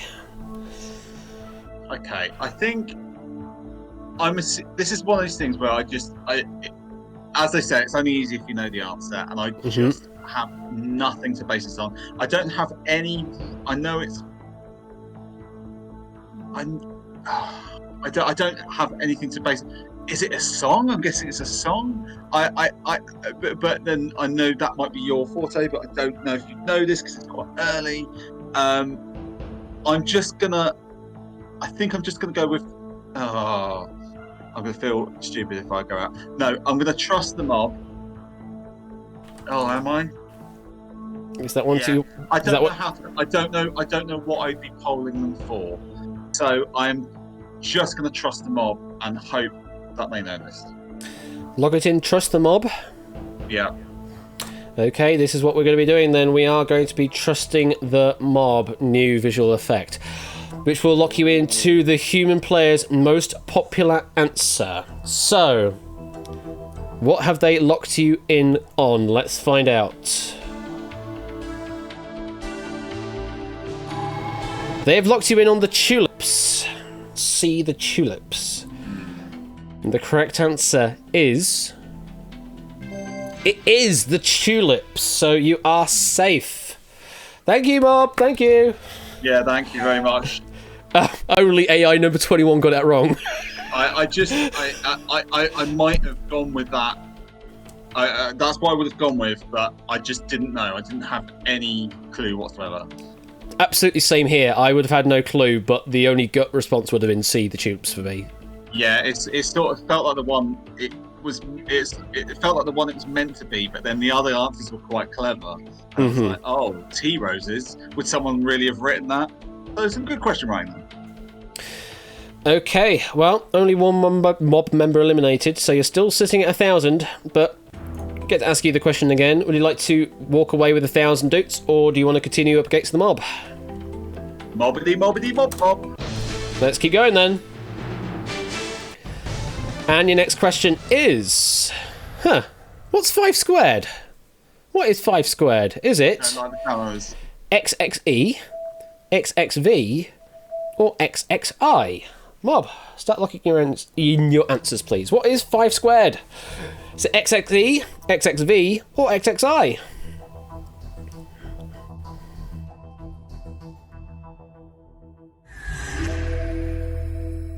And the mob's in. So, how good are you at reading these things? Well, I was just going to say a couple of things first. Firstly, I liked your visual effects. Very impressive. You've clearly been paying a lot of attention to my PowerPoints. Secondly, my other cat, my less famous, much more maligned cat, is here. So, you know, everyone say hello to Phoenix because he's actually bothered to turn up, which Luna apparently never does anymore. Hello, Phoenix. But when it comes to Roman numerals, yeah, I know them quite well. XXI is 21. XXE I don't think doesn't work. So XXV is 25, and I would like to lock that in, please. Okay.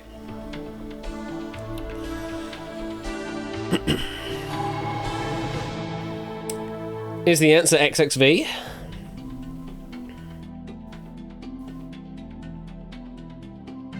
Of course it is. Straight in there. I enjoy how squared is spelled wrong, but XXV is in the right order. Only 4 AI getting that wrong, not familiar with Roman numerals. All the human players that are still in getting it right. You're now 2 away from the next level up of 5,000. So, for the 3rd time in a row, I have to ask you the same question. 1,000 doots. Do you want to take it, or do you want to play against the mob? No, we're not taking that. I'm braver than that. Let's go, mob. Let's keep going. And the next question is: the children's TV series Thomas and Friends is based on a set of British storybooks called what? Is it the Railway series, the Hangar series, or the Dockyard series? Mob blocking your answers now. Children's TV series Thomas and Friends is based on a set of British storybooks called what? Is it the Railway series, the Hangar series, or the Dockyard series?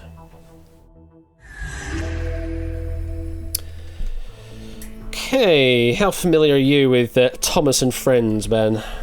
Well, I thought I was very familiar. I had Thomas the Tank Engine wallpaper when I was little. I know it's, I know the names of the engines, and I know like it's set on Sodor, which is kind of sort of like a little islandy thing. Mm-hmm. I've not heard of this. I would have. At first I thought it was asking me the author, and I probably could have picked that out. Look, right. It depends if this is a trap. If it's not a trap and it's just asking me, do you know Thomas is a tank engine and therefore it's a railway, then that's one thing.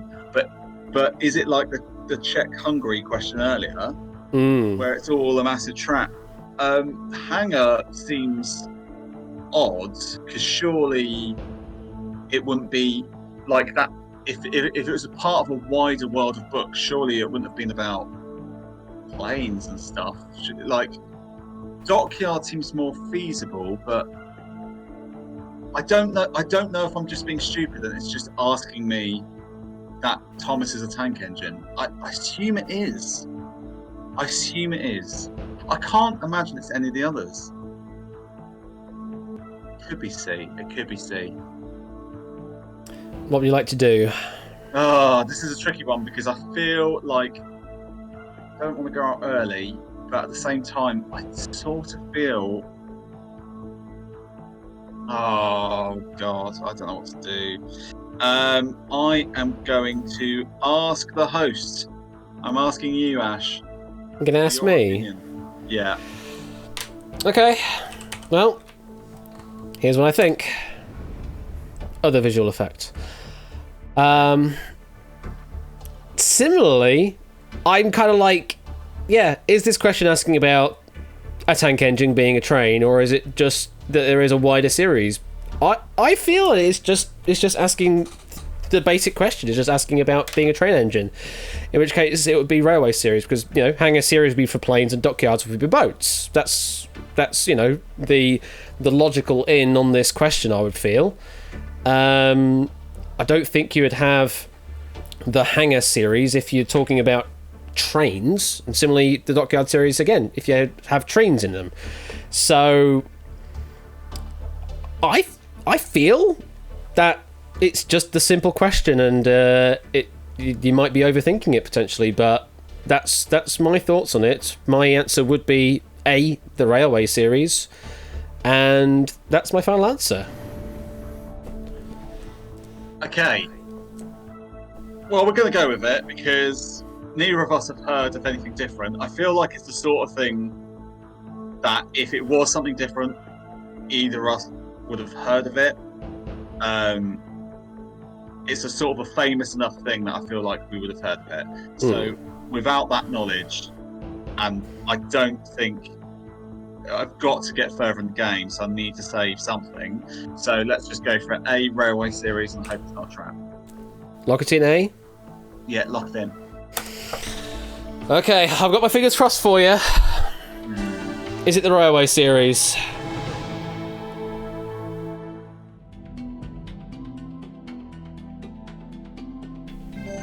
Oh, it is. Good. It is. Thank goodness. I was about to take that out personally with Ape then. Legendary ATS Puzzle Dan, the only 2 human players getting that wrong, alongside 16 AI, for a total of 18. So, yeah, not a trick question at all, as Tyson Bay saying, and Shadowmane adding some extra information. The series was originally published in 1945 by Reverend Wilbur Awdry and was adapted into the TV show called Thomas the Tank Engine in 1984. So, yeah, through the question at least, and I can now breathe a sigh of relief because my duty is done as host. You can no longer use me as a help. But you've now increased. Well, you've gone up an order of magnitude now. You're now at 10,000 doots, and you're 4 away from making it 25,000 doots. So, now I get to ask you a different question. Would you like 10,000 doots to walk away with, or do you want to continue up against the mob? You still have 2 helps. We're going for the mob. Going for the mob? Alright. Still 2 helps in hand. Ask and poll.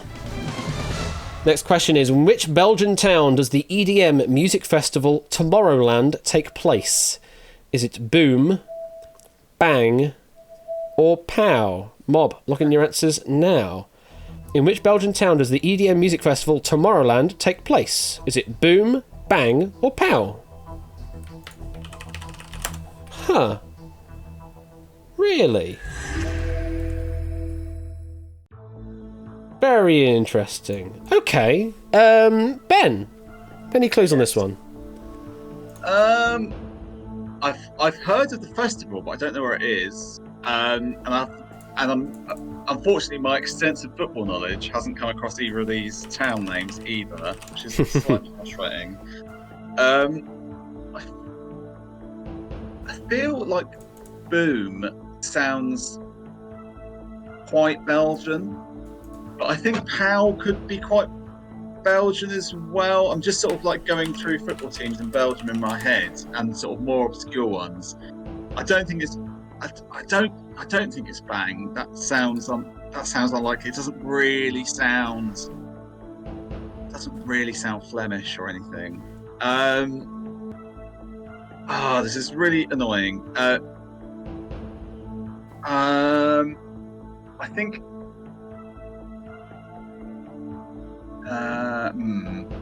Right. Okay. This is. Unfortunately, I don't have enough of a strength of inkling to go with it. Annoyingly, frustratingly. And I feel like I can maybe wing it later if I need to, and I've run out of lifelines.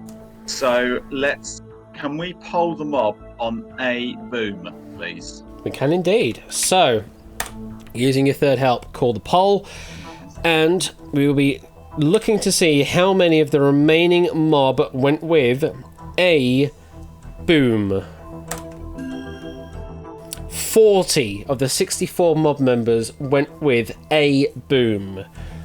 So, 2/3, roughly speaking, 2/3 of the mob that are still in went with that particular answer. Yeah. Let's just have a look at the human players that didn't go with that. Shannamain didn't, Toadboy didn't, Tyson and 8 Minky didn't, Line TK didn't, Sheldon didn't, Stormvision, Connor, there's a lot of big names here that have not gone with this answer though.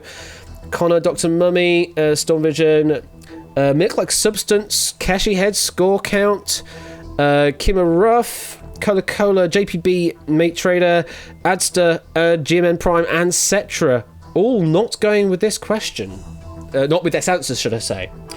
But the majority have. So take that with a pinch of salt, I think. Now, what I learnt last time is to trust AIs, because I didn't do that last time, and that knocked me out. I thought it was Boom. The majority think it's Boom. The majority of those are AIs. I think a lot of people have got this wrong, but I completely understand why they would have got this wrong.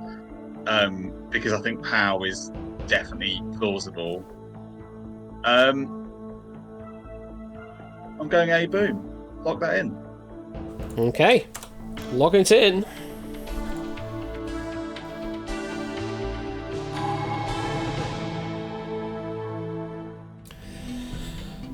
And the correct answer is...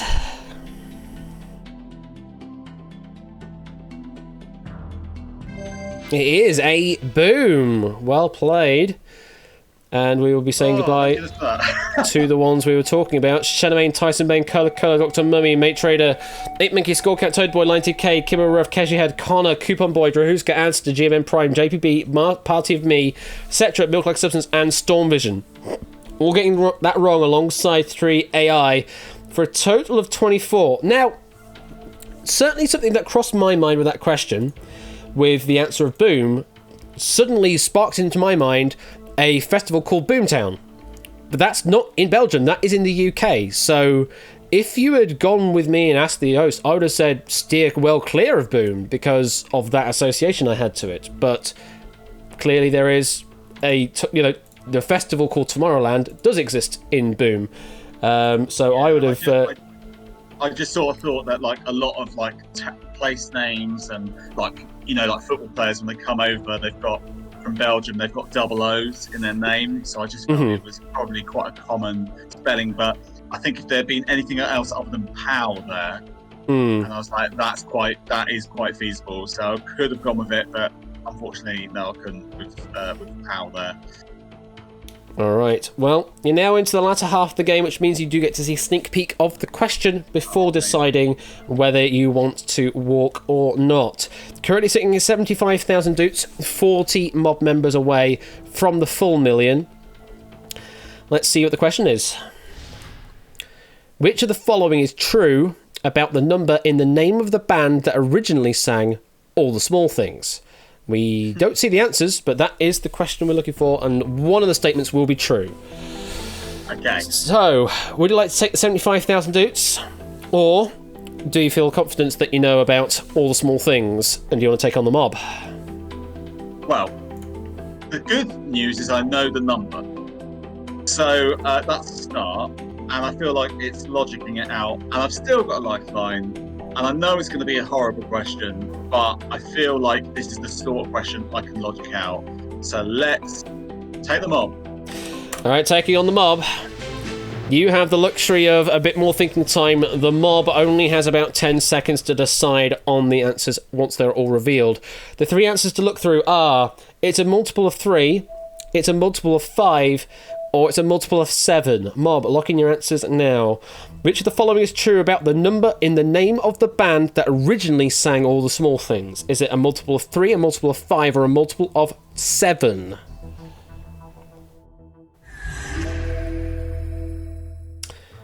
And they are locked in. Ben. 3, 6, 9, 12, 15, 18, 21. Are you really counting? 99, 102. No, right. So it's Blink 182, yeah. So 150 is a multiple of 3. So 153, 156, 159, 162, 165, 168, 171, 174, 177, 180, 183. So that is not a multiple of 3. 5, it's not a multiple of, so it has to be 7. I am just going to check that, just make sure my maths is right. So 70, 140, 147, 154, 161, 168, 175, 182. Yeah, I'll lock in C, please. It's a multiple of 7. Final answer. Okay. I mean, you're using a term from Who Wants to Be a Millionaire with final answer, but we'll let you off. Is it a multiple of 7? It is a multiple of 7, yes. Do you want to know a little trick with multiples of 3 at the very least? What, you don't just use your fingers and count? No, well, what you can do is you can just add the individual digits together. So for 182, it'd be 1 plus 8 plus 2. Then is that a multiple of 3? It's a nice little trick. See, I probably did know that once upon a time, but now... You can also do that with 9s as well, because that is also a multiple of 3. So you can do that with 9s as well as the same trick. There are... That's my problem. Too senile now. Too senile. That's my problem. There are other tricks out there for 7s and 11s, but they're a little more complicated. You have to see more patterns in things. But 3s and 9s are very easy to work out if it's divisible or not, because you just add the individual digits together. And Scorecat was saying lowercase q, spoilers, because, yeah, that is a major premise of a popular video game. I will say no more. Cliver Legend, AI number 73 and AI number 48, the only ones getting that wrong. So it's 1 versus 37. You're still sitting at 75,000 doots. So you still get to see a sneak peek of the next question to decide what you want to do. So, Eureka! A word often used to celebrate or announce a discovery is the motto for which US state? Ooh, Very tricksy. So, would you like to take 75,000 dukes away with you? Or do you want to play against the mob of 37? Oh, I'm glad AI 47 went out. He's a jerk. Wow. Right. I feel like I've heard of this, but I don't know the answer. But I've got a lifeline, so Help. let's go with the mob. Let's go mob. Go for the mob. All right. Yeah. It's 1 versus 37, and the question is, as we say, Eureka. What is it the motto of? Is it California, New York, or Florida? Mob, locking your answers now. Full question again. Eureka, a word often used to celebrate or announce a discovery, is the motto for which US state? Is it California, New York, or Florida? And the mob is in. So, it's not a trap question, it is just straight knowledge. Do you know it? No. So basically, I was hoping something was going to come up that maybe rang a bell. That didn't happen, but also 3 options came up that I was like, oh, really? They were not the 3 states I was expecting. I would have thought I would have known the sort of the mottos for these states, but I don't, obviously. Well,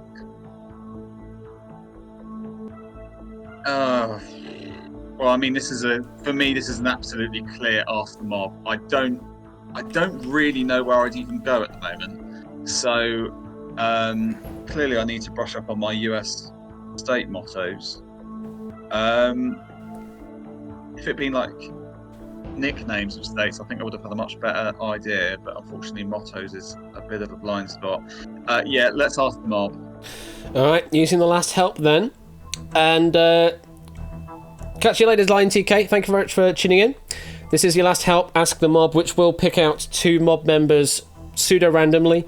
1 will have given the correct answer. 1 will have given an incorrect answer. It will reveal what letter number they gave, not necessarily if they were right or wrong, and they can also decide whether they want to tell you how they arrived at their answer, and they do not have to be truthful in what they say. Oh, come on. Let's all be nice. Come on.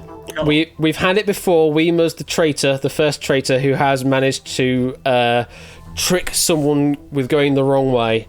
Let's find out. Look, I've gone through enough Kirby games to not have to do it. Well, let's see who it picks. We have Kazvez at 51, and we have, I think, AI number 93. Kazvez went with A, California. AI number 93 went with C, Florida. And AI number 93's response is, my neural network has stopped functioning, so gave up and plumped for C because see what I did there?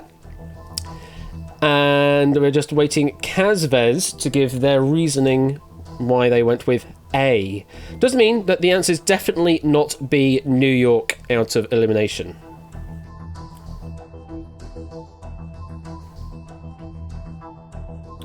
So, Kazvez, why did you go with A, California? California. California. It's between California and Flow Rider. Oh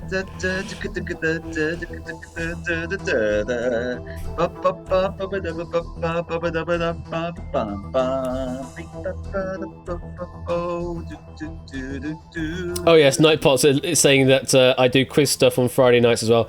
This Friday will be different. This Friday will be Twitch Sings. We've run out of music. Well, that doesn't normally happen. But we have actually run out of music for this factor. So I'm guessing Kazvez is... oh, there we go. He's finally said something. Complete guess, he says. Complete guess. So you've got a complete guess from an AI or a complete guess from a human. So, what would you like to do? Okay. So, I don't want to game the system, Ash, but the fact that it's an AI coming up would suggest that no human player got it wrong, or all the human players got it wrong. So I wouldn't have gone with New York, so it's a bit annoying that it's the other 2 that have come up. I think I was probably leaning slightly towards California anyway. So let's go with California. I've nothing else to go on, so let's go with California. Lock it in? Final answer. No, lock it in. Okay. You've gone with California, and the correct answer is... It is indeed A, California. Well, he's wised up. He's wised up. Only AI got it wrong there. AI number 37 and AI number 93. Everyone else going correct there. So only 2 players eliminated. You now have no more helps to help you out, but you do have the choice to leave the game before seeing the question, before seeing the answers to the question that you're about to see. So, currently sitting at 75,000, 5 away from making it 6-figure territory of 100,000 doots. Let's have a look at your next question. Which dragon was not around for the first series of Dragon's Den? Oh, interesting. Certainly sitting in the UK territory there, with it being Dragon's Den, not Shark Tank or any other variant. What would you like to do, Ben? Sitting on 75,000 doots, you can take that away with you right now, or if you feel confident with the full series, the full back catalogue of dragons on Dragon's Den, do you want to take on the mob? I feel quite confident. It will depend what names come up, and I can't remember the exact starting lineup. But I feel this is... I almost feel like, beyond the question I know for definite, this is as good as it's going to get. So we're going to take on the mob. All right, taking on the mob. Come on. So, which dragon was not around for the first series? Your options are Peter Jones, Deborah Meaden, and Duncan Bannatyne. Marble locking your answers now. Which dragon was not around for the first series of Dragon's Den? Is it Peter Jones, Deborah Meaden, or Duncan Bannatyne?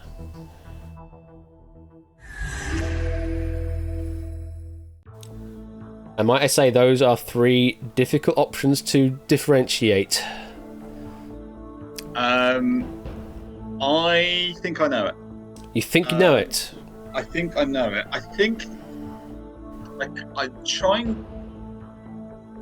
the original lineup had 4 men and 1 woman, and I think the woman was, I can't remember her name, but she's got red hair, she's got ginger hair, and it definitely wasn't Deborah Meaden at the start. I know Peter Jones has been there throughout. Duncan Bannatyne's been there throughout.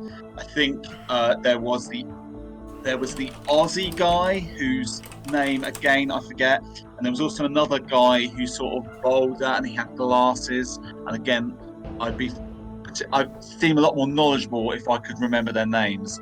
I know James Caan came later. I know S04E56 wasn't there at the start. I'm sure he came in later because the other specky guy left and then he came in. But I'm sure the ginger girl left and then Deborah Meaden came in, and then later Hilary DeVay came in. So I'm not 100%, but I'm almost certain that Deborah Meaden wasn't there at the start. So I'm going to lock in B, Deborah Meaden. Lock that in. Okay, seem pretty confident.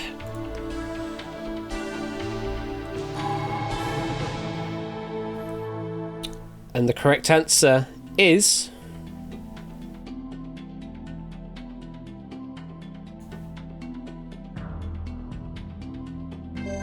It is Deborah Meaden, yes, joined in Season 3, or Series 3.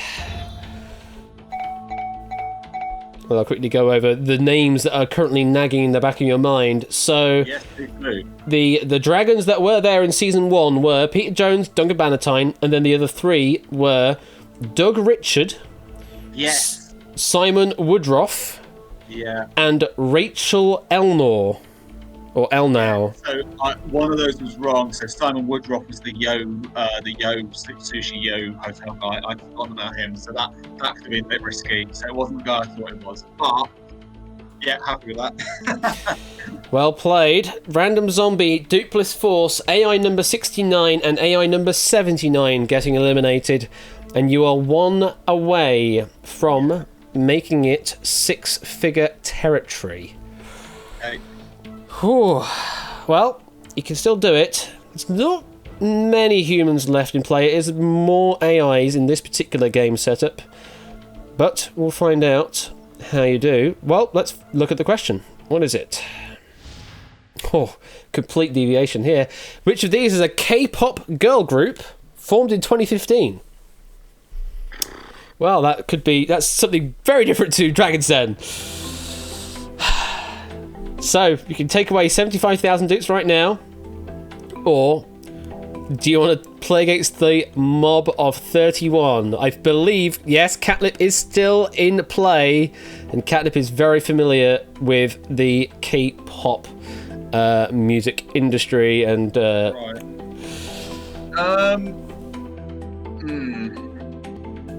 Difficult, because it's just going to come down to whether I've heard the name. I'd be really in a desperate spot if it's either names I haven't heard of, or they're all names but they're not all girl groups. What do you want to do? Money or mob? Oh, come on, let's go. Mob. Go for the mob. Alright, let's do it then. Playing the risky game. Very risky, but This is Car's question, and your three answers to pick from are thrice, once, or twice. Mob, lock in your answers now. Which of these is a K-pop girl group formed in 2015? Is it thrice, once, or twice? In block capitals.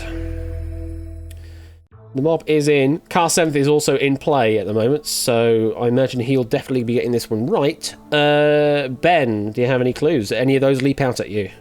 I mean, if it's thrice, then that is one posh name for a K-pop band. Right, I'm going to say right now, I don't know this. However, something at the back of my head is saying it could be once.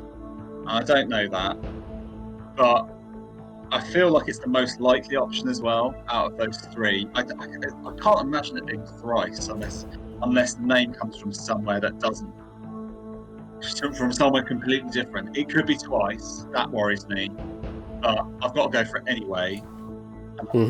My gut says once. I think my logic says once. So let's go once and hope for the best. Lock in B once as your answer? Yeah, lock it in, please. Okay. There's not much to go off of other than A thrice sounds potentially a bit pompous. Is the answer B once? No! The correct answer is C twice. And no, they don't have two members. They actually have 9 members in, but they are called twice. Oh, interesting extra fact from Catnip: the fandom name is called Once. Well, then, so basically, I'm right. So let's carry on playing. Sorry, we were asking for the name of the band, not the name of the fandom. And unfortunately, that is a wrong answer. We have to say goodbye as another losing game tonight on 1 versus 100. Only 22 mob members would have remained after that. That would have included Dogfish, who's been playing really well. Unfortunately, won't get picked again tonight. Jack Wilfred, Sampster, Coolio, Starskunk, Rob the 12th, Cast 7th, and Catnip, all surviving that round. Ben, it's a loss, but you got pretty far there, and yeah, a bit more of a noble loss this time. I think I learned from my last game. If I'd gone with my gut a little bit more earlier, I could have got further, I think, but I just didn't. I didn't really know, if I'm honest. And so as it so happened, the questions I sort of knew more about came later. So there we go. But I'll take the money one day. But really, I want to get a Shakespeare amount. That's what I want. Well, I'm just putting in chat there the link to the finals of the People's Top UK 100 UK game shows of all time. Don't go watch it now, but save the link for later. And do go right now. Oh yeah, take all of my audience, and yeah, you'll be able to see what the public voted as the top game show, certainly of 2020. I jokingly said at the end of it, 2021 then, but no, I don't think we'll be doing a 2021. No. Maybe 10 years time, it could be interesting. Yeah, maybe in 10 years' time. I'll say that much. Maybe. Well, until then, thank you very much for playing, Ben. I hope you had fun, and probably see you around, maybe on Ben's stream, maybe on Hit It with some more Kirby/not Kirby questions. Yeah. I feel my confidence has been slashed after my decimation this week. My sort of like Rafa Nadal style rise to the Wimbledon title hasn't quite turned out how I was hoping. So I think maybe I need to pick myself up for that. But yeah, I'll be around. Oh, no Hit It this Saturday. Oh, okay. Well, no Hit It this Saturday apparently. Oh, okay. I'll spend this weekend licking my wounds then. All right then. Well, thank you very much for playing, Ben, and we'll catch you later. Catch you later. Bye. All right, bye. And there we go. So, unfortunately, Dogfish can't be picked again. So it's going to be picking between Jack Wilfred Samster, Coolio, Starskunk, Rob the 12th, Car 7th, and Catnip to be the next one to play. And yes, Catnip and Duke Bliss, I did notice that the name twice has appeared on a previous question, but it was during the Only Connect tournament that we did. So that's probably why that's familiar with a couple of people's minds at the moment. Okay. We are over the 2-hour stream time I normally do, but we're going to keep going. I'm going to do another game. So, good luck to the remainings that could be picked. Let's pick our next, probably our final one, depending on how long this game lasts. So, let's pick our next one. And it is Coolio!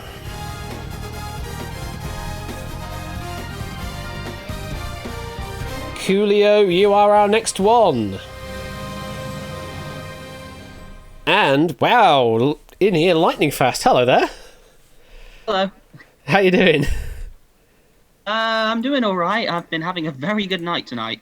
All right. Well, do you think you could go all the way? Let's find out, because I can tell you now I'm going Dutch. Oh, right. Okay. Well, going Dutch, so definitely having to go all the way then. Let's see how well you do then. Good luck to you. And let me hit the button then to start the game in voice for the Dutch rules. And it is 1 versus 100.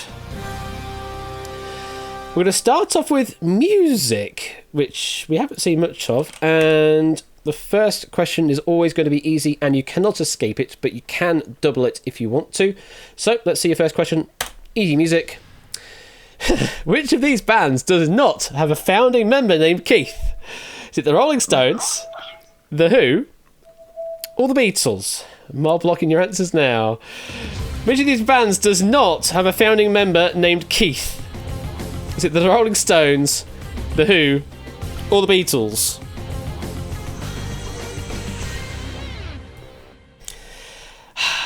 Keith will forever be a meme in this community.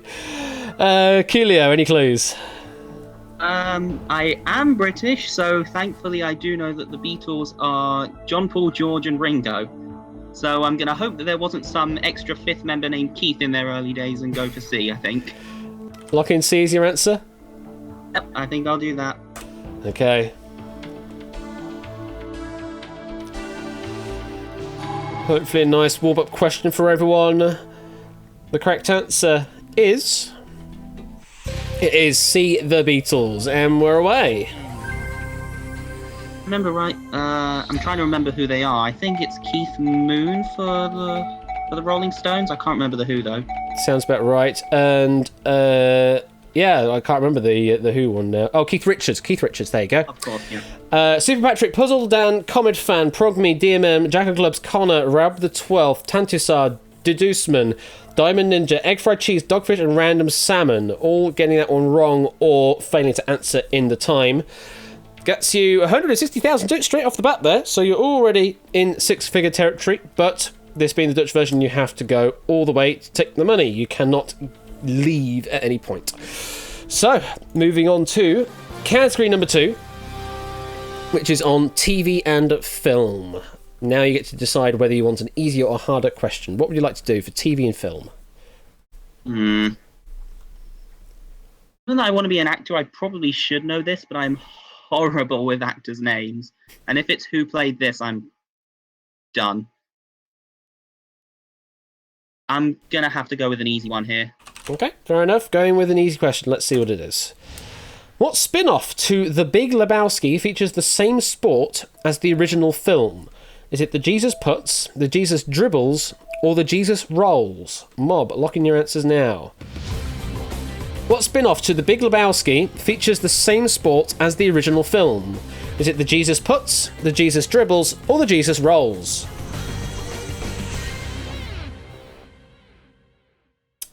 And the mob is in. Coolio, any clues? Given that it's called... The name Big Lebowski does ring a bell, but I'm not 100% sure what sport they played. Although given that it's big and certain connotations of that, I don't think it's going to be dribbles. Partially just because of the name and partially because that means basketball. Oh, God. I do not want to have to use an escape here, do I? It will be an early escape, but it won't take away too much from your bank currently. Yeah, as much as I hate to do it, I think I'm going to have to escape because I cannot separate those last two. Confirm wanting to use your first escape? Yeah, first escape, please. Okay, well, you do still get to lock in what you think the answer will be, just out of curiosity. Let's toss a coin. I'll go with C. I'm going to go with C, the Jesus Rolls. Okay. So you are safe no matter what happens. You will lose 25% of your current bank. But you would have gone with C, the Jesus Rolls, according to your three-sided coin. And the correct answer is... It would have been the right answer. C, the Jesus Rolls is correct. I'm not confident on that at all. I'm not regretting that one bit. That's fair enough. Brings you down to an even 120,000 doots, and only 5 would have got that wrong. AI number 41, AI number 67, AI number 70, Mate Trader and Lingo Maniac. And people in chat saying it is to do with bowling, hence the name Rolls. Jesus Rolls Bowling. Okay, 1 versus 79 now, and you are at 120,000 doots. You still have 2 escapes. You still have a doubler to play with as well. So, still in decent form. Not quite the first quarter eliminated. Let's get to the next question, which will be on the topic of geography. What do you want to do with geography? Oh, today has been particularly brutal on geography, hasn't it? It has indeed.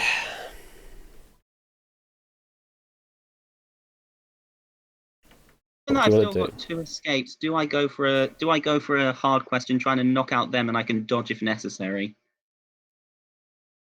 Potentially so. What do you want to do? Hey, you know what? I will. I'm going hard.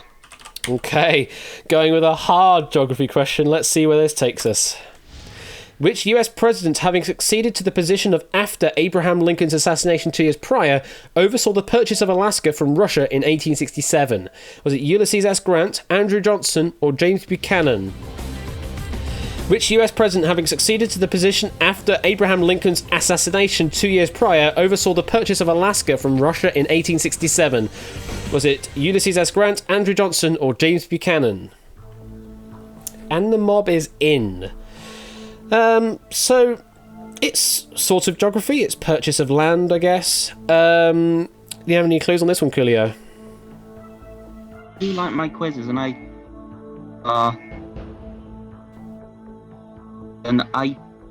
just think that Ulysses S. Grant was a bit too early.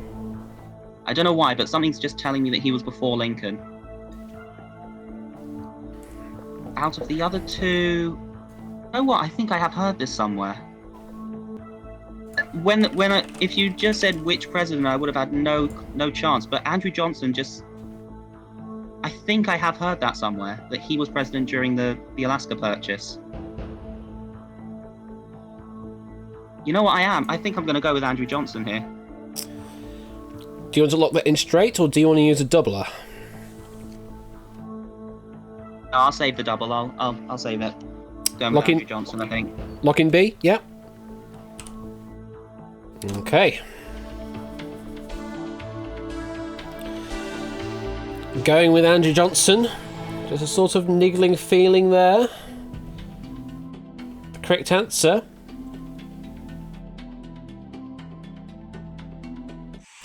is indeed Andrew Johnson. Well played. Thank you.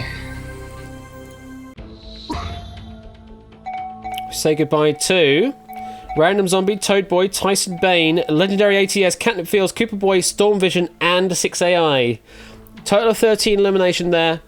Gets you now up to 284,554 doots. So just over a bit over a quarter of a million doots. And it's now 1 versus 66 to play against. Okay, well, you're in good position now, still with 2 escapes and the doubler as well to play on. Let's see the next category.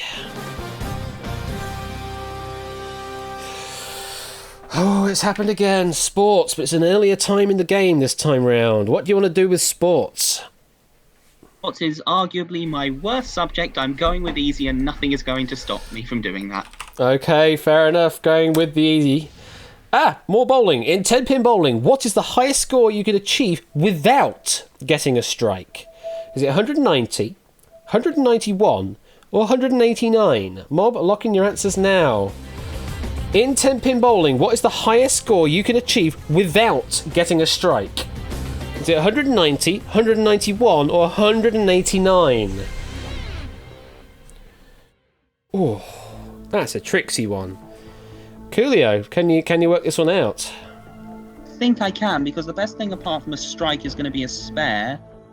You're just going to get 9 spares every time. So it's going to be 19 for the first 9 frames. And then at the end you get 9 spare 9 again. So that's 19 as well.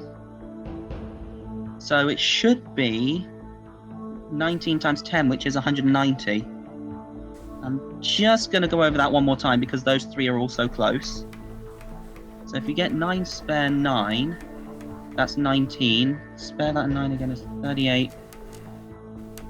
All the way through, it should just be 10 times 19. Yeah, I think it's 190 and I'm just going to lock that in. I think I trust this mob to actually do their maths just about. Lock in 890, yeah? Yep, lock it in, please. Okay. Sounds like you've got the logic and the maths in your head there. Is the answer 190? Let's find out.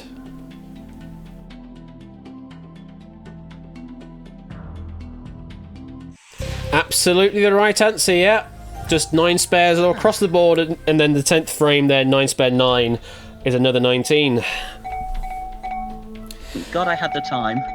Absolutely. Well, the mob didn't, and I think a lot of them fell foul of the fact they didn't have enough time. Jack Wilfred, We Like Shapes, JPB, you maybe should have doubled there.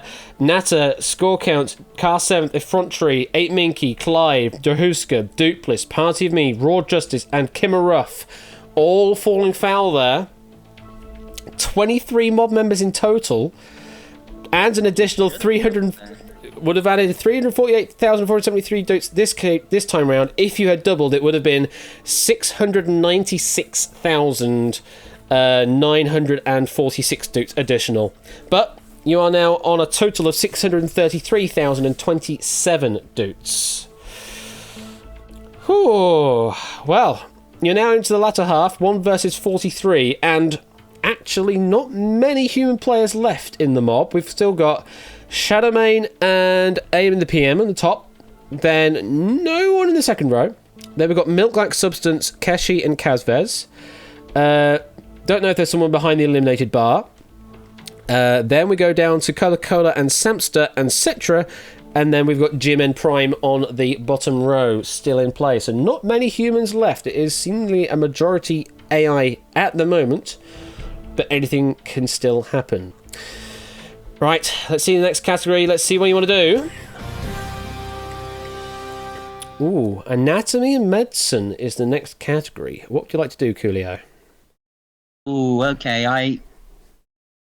My cousin is a doctor. My mother used to work as a chemist. We're a very science-based family. I think I might have the knowledge back up in here somewhere. I'm going to go for a hard question. Going for a hard question. All right, let's see where it takes us. What is the largest single nerve in the human body? Is it femoral nerve? Is it sciatic nerve? Or is it the pharyngeal nerve? Mob lock in your answers. What is the largest single nerve in the human body? Is it femoral nerve, sciatic nerve, or pharyngeal nerve? Okay, the mob is in. Any of those ring bells, Coolio? I mean, the obvious one that jumps out to me is the sciatic nerve, because that's the one nerve that everyone really knows. And I think it sort of runs either up the spine or something like that. So it's probably... I'm just going to check, though, because femoral is going to be in the femur, probably. And pharyngeal, that sounds like it's going to be in the face somewhere, so I'm going to discount that. I know that the pharynx is part of the face, so I'm going to discount that. The femur is obviously the thigh, but I'm pretty sure that the sciatic nerve is the largest nerve in the body. Yeah, I'm going to lock that in, please. Lock in B, sciatic nerve? Just debating whether to double this. I am going to lock that in. I'm just debating. Catch you later, Catnip. Bye, Catnip.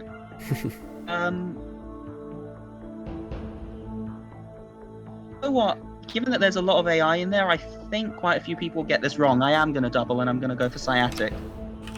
Alright, confirm. Double and B. Double on B, please. Okay, here we go then. Let's see. Is the sciatic nerve the largest single nerve in the human body?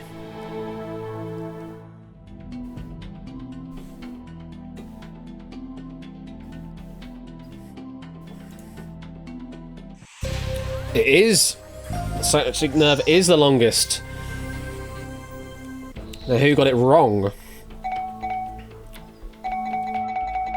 Come on, more. Oh, okay.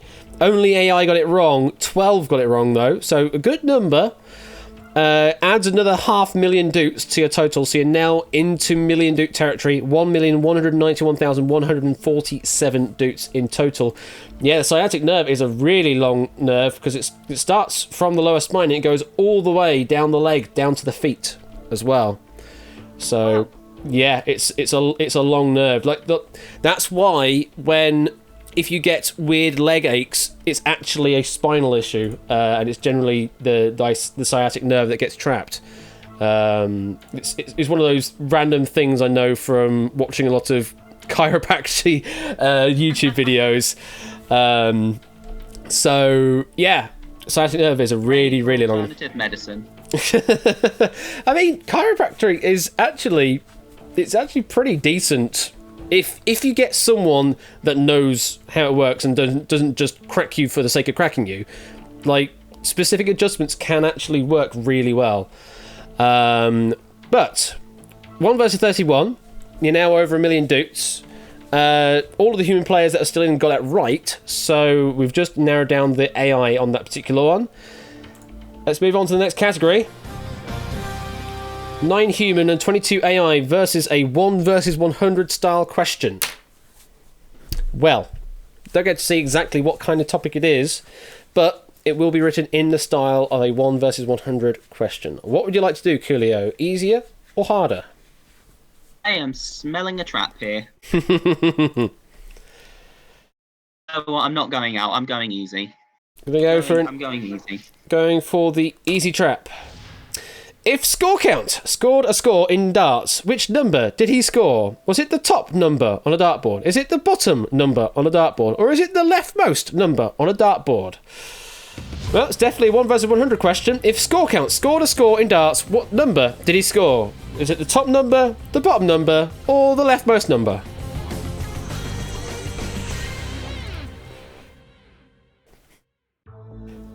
And they are locked in. So, Coolio, any clues on the score? Luckily, I know exactly what a score is. It's 20, and I happen to know that that is the top number on a dartboard. So, lucky for me, this one fell right into my hands. I'd like to lock in A, please. Okay. Well, this is sort of presuming that you install the dartboard the right way up, I guess. You know, if you could just install that upside down, and then it would just be completely wrong, but... It'd be a very interesting game of darts if you installed it differently. But the correct answer is, indeed, A, the top number on the dartboard. Adjacent to the 1 and the 5. And 8A... Oh, sorry. Bottom is 3, and leftmost is maybe 14 or something like that? Possibly 14. I actually can't remember what is the leftmost. It's one of those that normally doesn't get touched. It's like the top the 20 and then the sort of the bottom left way for the 19, because that's if you get obstructed in the 20s, that's where they would end up going. Yeah, it's normal. It's 19, 3, and 17 at the bottom. I know that much, but. Oh, 11 is furthest left. 11 is okay. 11. Okay. Fair enough. Well, 8's eliminated, and they were all AI again, so we are getting closer to a balance between the AI and the human players. You're now up to 1,449,211 doots. You still have 2 escapes, but you do not have your doubler anymore. So, only 23 mob members away. It could be done. It could be done on the next question, in theory. If you're ready, let's see this next category. What would you like to do on toys and games? What would you like to do? Interesting. Depend on what type of toys and games we're talking about, of course. Thank you for the follow there, Atomic Diamonds. Greatly appreciated. And yes, this is Twitch interactive 1 versus 100. So you can be one of these avatars playing along and trying to play against Coolio here as the current one. So, Coolio, what do you want to do with toys and games? Easier or harder game? Still got 2 dodges, and I want to try and get people out. This is a very broad subject, and I don't think many people will know everything about it. I'm gonna go for hard and aim for a dodge if necessary. All right, going for the harder question. In his shady underground casino, Royal Flush deals you 5 cards at random from a standard 52-card deck. Which of the following poker hands are you least likely to have? Full house, flush, or straight? In his shady underground casino, Royal Flush deals you 5 cards at random from a standard 52-card deck. Which of the following poker hands are you least likely to have? Is it full house, flush, or straight? And the mob is in. Coolio, what's you thinking? First of all, I love how the 2 people who have come up in the questions are not the ones who have written them. This one was done by Dupless, and score count was done by Samster, possibly, but that's just funny. So these 3 do play poker somewhat, and I know that Full House is the highest ranking hand of those 3. In fact, they've got them in ranking order from top to bottom. The hand is, the less likely you are to get it. So, based on that, I think I am going to go for Full House, which is because Full House is 3 of a kind and a pair, and it's rather unlikely to get that. So I'm going to go with it. Lock in A, please. Okay. Pretty confident. Going with the Full House. Is it the least likely? It is indeed the least likely. Poker didn't fail me. We'll go over the numbers in a moment. First of all, we have to say goodbye to Colour, etc. AI number 57 and AI number 56 are only 4 mob members going away there. So, a full house is about 1 in every 693 hands that you would get that, or 0.1441%. A flush is every 1 in 508 hands, or 0.1965%. And a straight, in this case, 1 in 254, or 0.3925% of all givens from a standard 52 card deck straight. Ow, flush and full house were closer than I thought they'd be. Yeah, 0.14 and 0.19, so fairly close. Alright, catch you later, Puzzlenan. Thank you very much for playing. To leave, Puzzlenan is just leave rather than the exclamation mark leave, but doesn't matter anyway, because this is probably going to be the last game anyway. Well, you still in play, Coolio, and you still have those escapes in hand as well, which is going to be critical as we get into the latter end of this game. 1 versus 19. You're only 19 mob members away from taking the money. Let's go for the next category. Literature is what it's picked for you. Literature. What do you want to do with that? Another very broad category. And just feel like the AI I can't control what they're going to get wrong, but the human players left. Mm-hmm. For some reason I feel like they know their literature. Don't know why. I just get that from get that vibe from them. Potentially so. I think I'm gonna go easy on this one and hope that I know it. Okay, let's go with an easy question.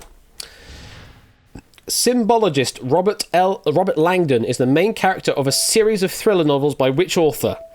Is it Dan Brown, Lee Child, or David Patterson? Question again. Symbologist Robert Langdon is the main character of a series of thriller novels by which author? Is it Dan Brown, Lee Child, or David Patterson?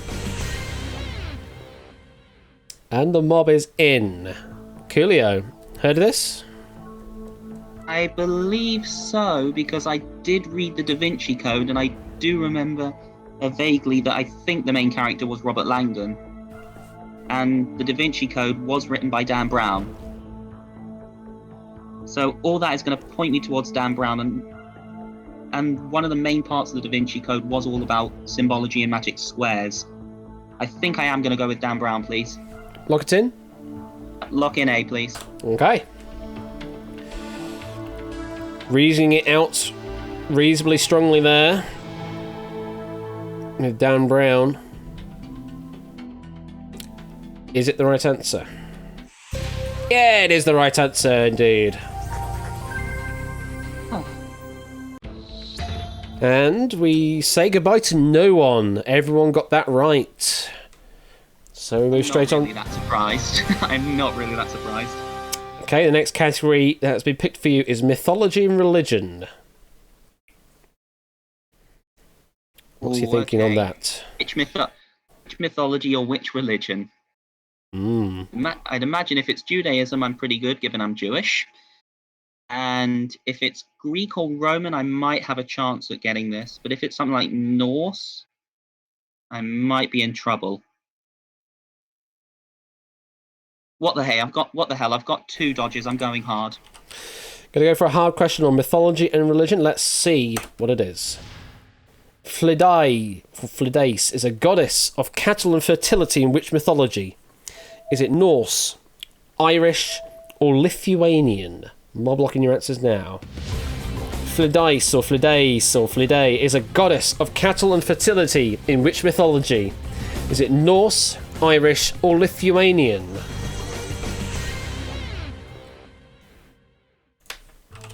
Okay, the mob is locked in. Coolio, do you have any feelings on this one?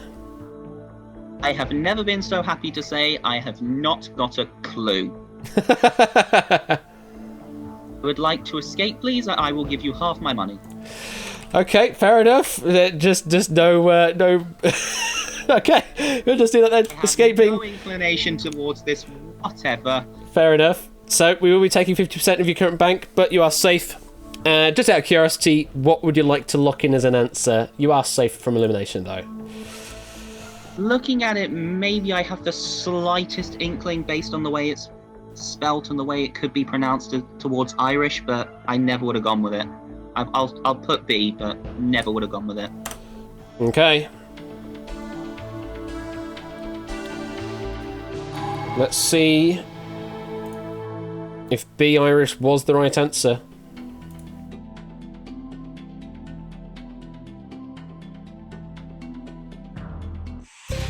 It was the right answer.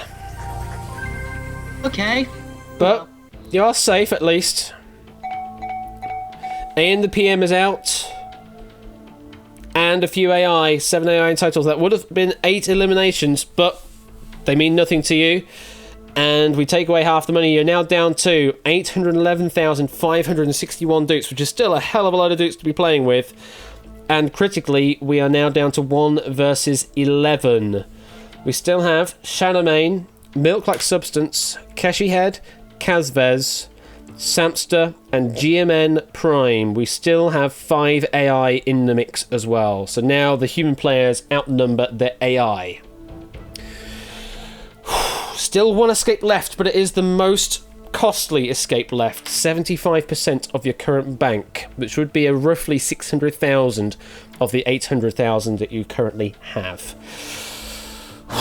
That is a lot of dudes. It is a lot of doots, but that's the price you have to pay for escaping a question. So, let's see what the next category is. Oh, very interesting. Law. Haven't seen this one come up as a specific category before. Law. Ooh, that makes me think it's going to be something wildly specific. Or it's either going to be some famous case, it's going to be some aspect of law which I'm probably not going to know. But will the others? That's the question. What do you want to do? I'm going to cop out and go for easy. Okay, go for an easy law question. I imagine these aren't questions that are set for the bar, but we'll find out. Ooh, on a crime trial, by what will start the prosecutor? Is it an opening statement? Is it a cross-examination? Or is it a closing argument? Marble locking your answers now. On a crime trial, by what will start the prosecutor? Is it an opening statement, a cross-examination, or a closing argument?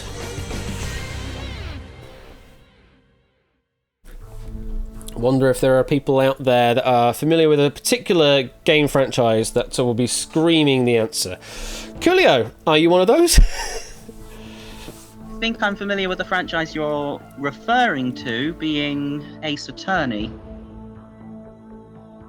Unfortunately, though I've heard of them and watched a couple of them, I haven't actually played them. So this is going to be interesting.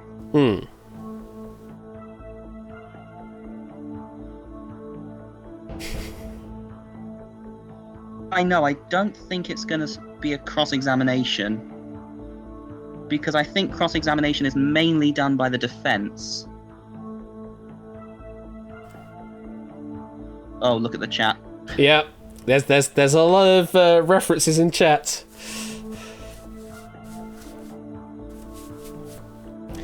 Seen a few law-like movies, like My Cousin Vinny and things like that, and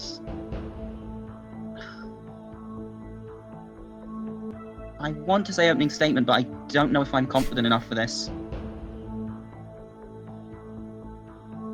No, you know what? I'm gonna cop out. I'm gonna use my last dodge. I'm gonna escape.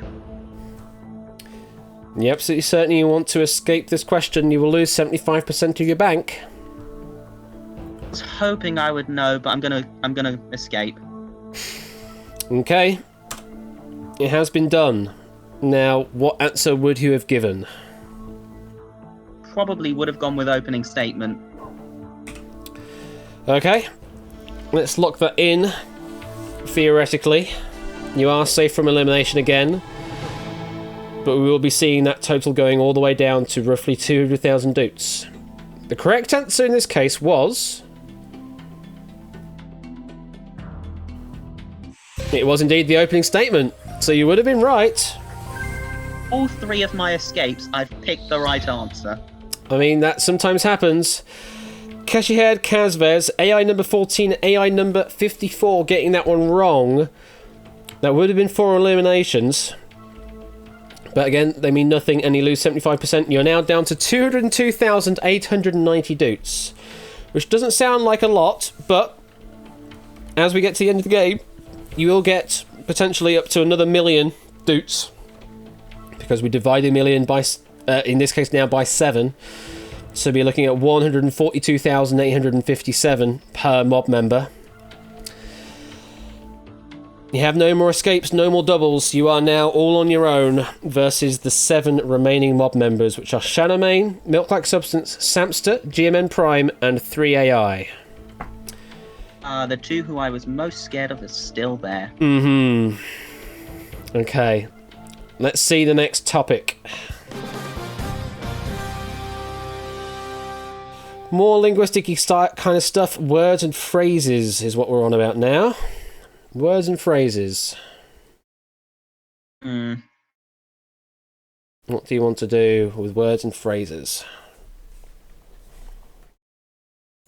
Barely scraped a C in my English GCSE. So I'm not sure I'm going to be great at this one. And I think I have to go for a hard question in order to try and knock these people out. I'm going to go for a hard question. Going hard with no escape. Alright, good luck. If the sea were to be incarnadined, what would happen to it?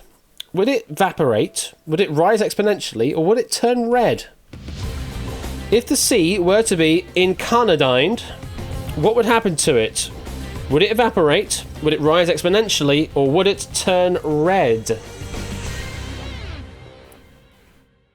We're plumbing the depths of this database as well. We had TSM earlier, who's not been around for a good while, but was writing questions, and now we've got a question from Toby. Again, similarly, haven't been around here for a while, but was writing questions in the past. In fact, was one of the proofers originally.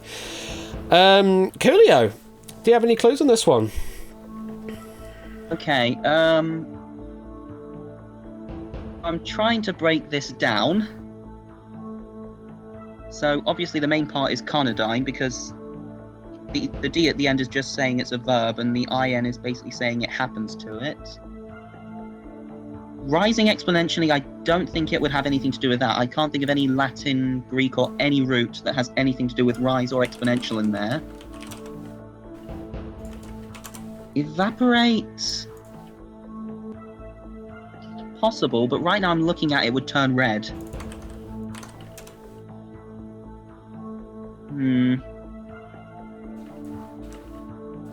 Is there a root for red in there? I don't know, but I don't think there's a root for evaporate either, from a first glance. You know what, my gut's telling me to go with it or turn red. I'm gonna go with it. It turns red. Like me to lock in C as your answer? Yeah, please. Okay.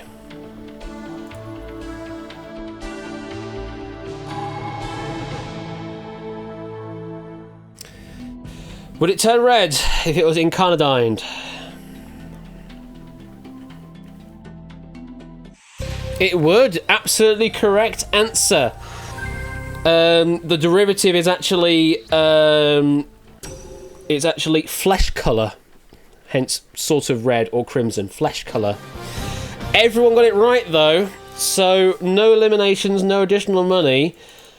So we move straight on to the next category. This time we are looking at just general knowledge. Easier or harder question on general knowledge?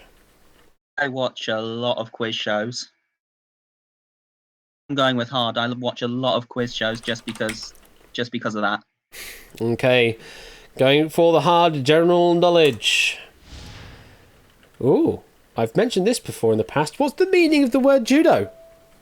Is it gentle way, divine hold, or kick fist? Mob, lock in your answers. What's the meaning of the word judo? Is it gentle way, divine hold, or kick fist?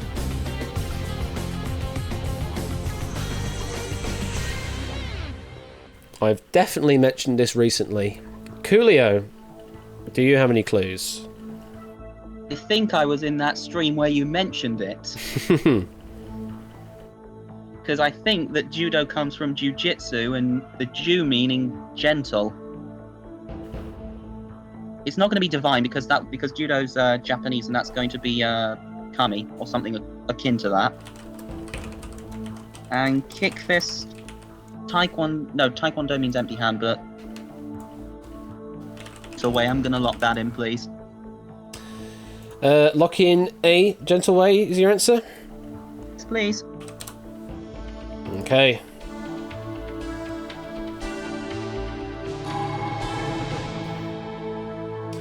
Is it the right answer? Sordes! Gentle way is the right answer. Sordes. And only AI number 29 getting that wrong. Does add 142,857 dukes to your bank, so you're now up to 345,747 dukes. And 1 versus 6 left. Still 2 AI and 4 humans to play. Each mob member now would get you 166,666 dukes additional. Whew. And on we go. Let's see the next category. It's turning into a marathon. More linguistic stuff. Languages now is what we're talking about. Languages.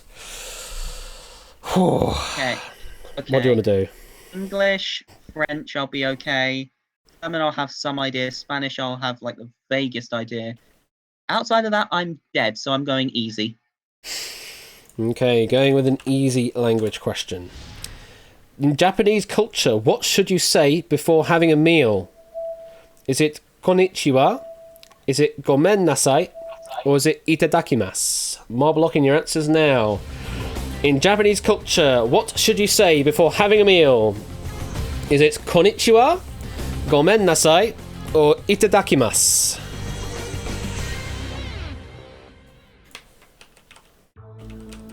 The mob is locked in. Coolio, do you have any clues? I know exactly what it is, thankfully. I do know a tiny bit about Japanese culture. Konnichiwa is hello, gomen nasai is like sorry or an excuse me, and itadakimasu is let's eat. Lock in C, please. Okay, no messing around.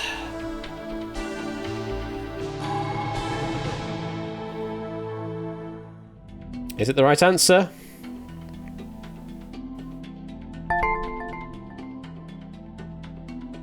I have seen far too much anime to know this answer. Sordes, it's takimasu is the right answer. Ah, lucky. And thank you for the 100 bits, Shadowmane. AI number 36 and 22 are out. We are now just against humans. Milk-like substance finally running out of luck there and finally finding the way of the darkness. We only have Shadowmane, Samster, and GMN Prime left in play. It was indeed 2 Japanese questions in a row, but that's just how the RNG works. For those 3 mob members that got eliminated, we add nearly 500,000 dukes. You are now up to 845,745 dukes. And now each mob member left in play will net you 333,333 dukes additional. Numbers are getting silly. They are getting incredibly silly. Well, with Dogfish in the first game, we got to 1 versus 2 and then unfortunately found the way of the darkness. You're at 1 versus 3, so you're only 1 behind that. Let's see, can you go all the way? Let's find out.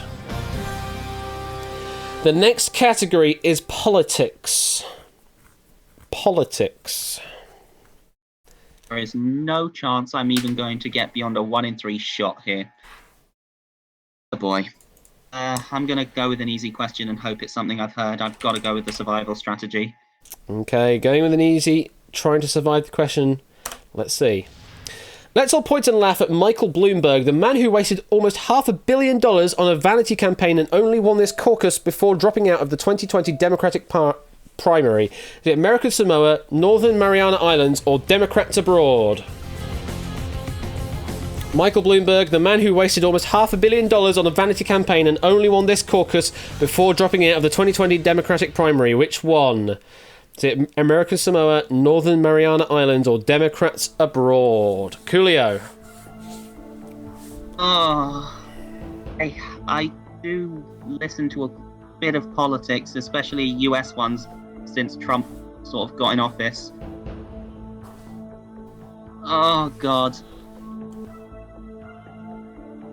I'm trying to remember it just in the back of my head.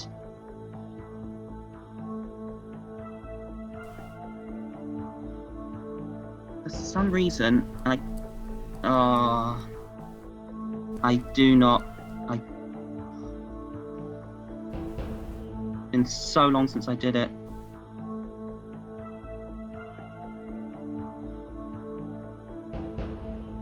I don't know what it is.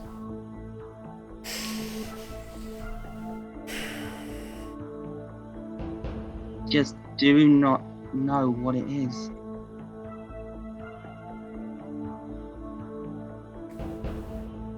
Have to take a punt here. Well, it is a 33% chance of getting it right. Just on sheer odds alone. Any of those scream out in particular? Not really, I'm just gonna roll a three-way die. Wait, that doesn't exist, sorry. We had a three-sided coin earlier, apparently, that ended up with the result of C. No, that was a two-sided coin. I ruled one of them out. Okay. It was the spin-off series, I think, and I ruled out B and then tossed a coin for A and C, but... I mean, Car's saying you could use a six-sided die and then just do it 1, 2, 3, 4, 5, 6. Yeah, that probably would have been smart. Go with American Samoa. No reasoning, just... I'll go with it. Lock in A, American Samoa is your answer? Yeah, please. It has been done. It's been fun. Is it the right answer? It is the right answer! We're still in play! Now, the 3 players left, can they remember? Yes, they can! Wow! After all of that, it's all for naught. Oh, and also to Clive, who has noted that question has come up in the past. The reason being is that it's trying to find a category we haven't seen before, and then trying to pick questions that fit the easier and harder match. Sometimes with certain categories like politics there aren't many questions in that, so it's had to pick a question we've already seen to fill the gap. So it's only because we're running out of categories, because we are knocking them out as we go through, that we're actually seeing repeats happening. But this time it's now picked video games to work with. Coolio, what do you want to do with video games?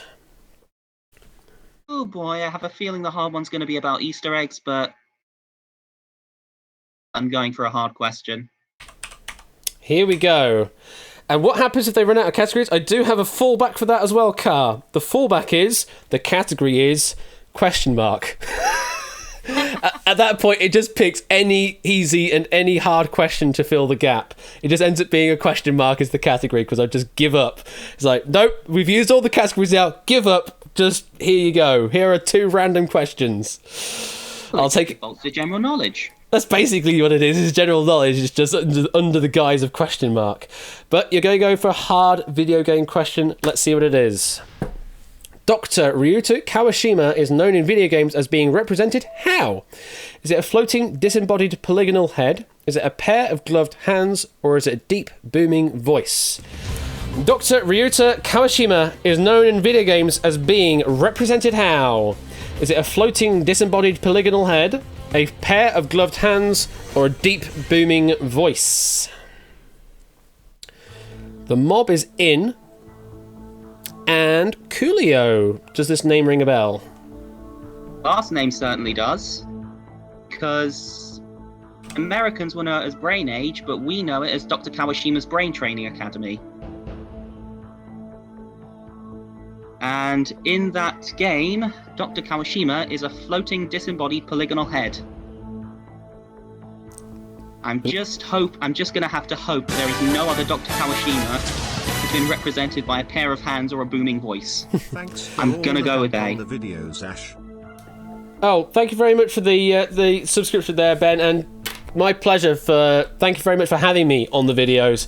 I'm not really the best pundit in the world for predicting quiz and game shows and that, but I did a decent job, I think, especially for just a Twitch streamer. Thank you very much for having me on those. It was a lot of fun trying to do the predictions. So, Coolio, what's your thinking? I'm definitely going with a disembodied head because I've played Brain Age, Dr. Kawashima's Brain Training a lot, so I'm gonna have to go with a floating head. Lock it in? Yes, please. Okay. That it shall be. Is it the right answer? It is the right answer. Yeah, the UK name for that game really gives it away. Remember, I was doing a Name That Game tune with someone, and everyone was American except me. Oh. I was there typing furiously, Dr. Kawashima's Brain Training. Everyone says Brain Age, and they actually ended up giving me a pity point. Fair enough. Well, the 3 remaining mod members also got that right, so we're moving straight on to the next category. We've been dodging around this, and now we finally sit on it, linguistics. Finally, we sit on specifically linguistics, so probably expect a question on Finnish words from Harry. It's basically how this database works. Atomic Diamonds, yes. Every question you are seeing on stream tonight has been graciously provided by the community members around this stream.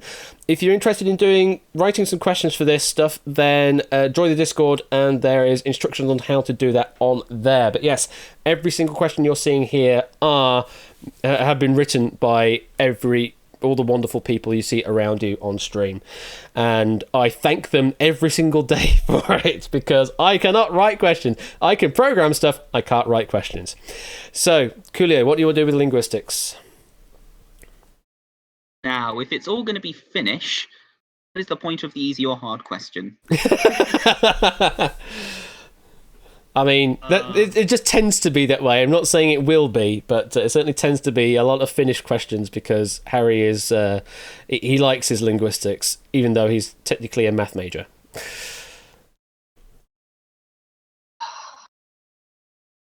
Play the survival strategy, or do I go for a hard question and hope I get it right? I'm pushing my luck either way, I think, so I'm going to go with a hard question.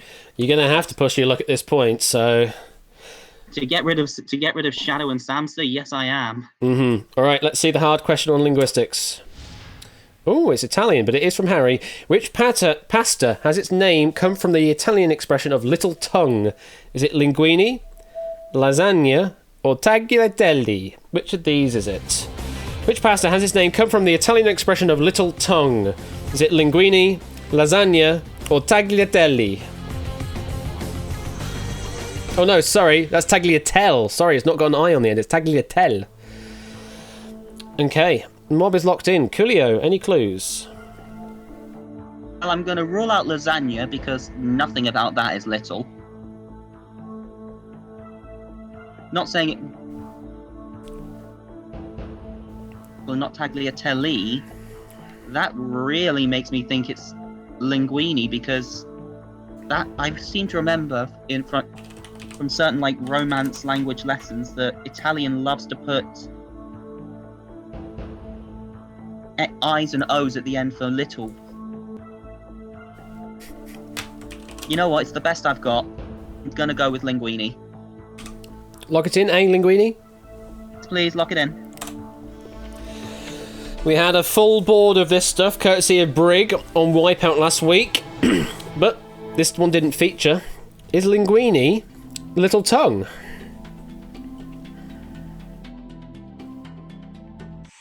It is! Absolutely right. Thank you. Now, did the mob get it wrong? No, they did not. They are still holding strong. We keep going.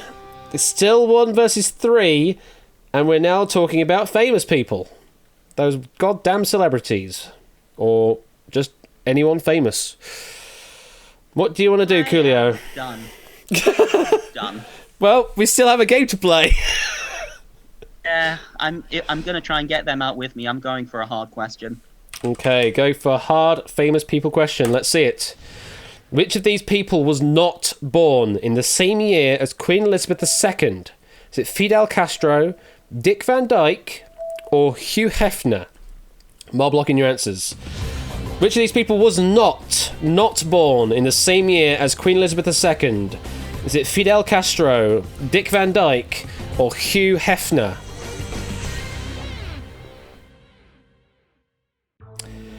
The mob is in. Coolio. What's your thinking on this? You have any clues? Not overly. The second, I'm pretty sure, was born in definitely the 20s. And I'm trying to remember her birthday that she had recently. I think she was born in 1926. Not 100% sure on that, but I'll come back to it. Fidel Castro, I know him more as a Cuban dictator than when he was born. And Dick Van Dyke was... Well, he's obviously an actor from like the 50s and 60s.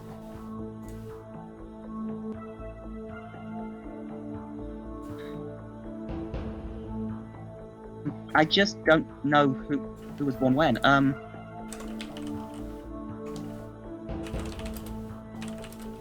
I don't think the answer is Fidel Castro, because pretty sure he died quite young, and he was like a Cuban dictator like in the 50s or 60s, so I'm pretty sure he would have been born around then. Oh well, it's more of a guess than anything else, but gonna go with Dick Van Dyke. Lock it in. B, Dick Van Dyke as your answer. Yeah. Here we go then.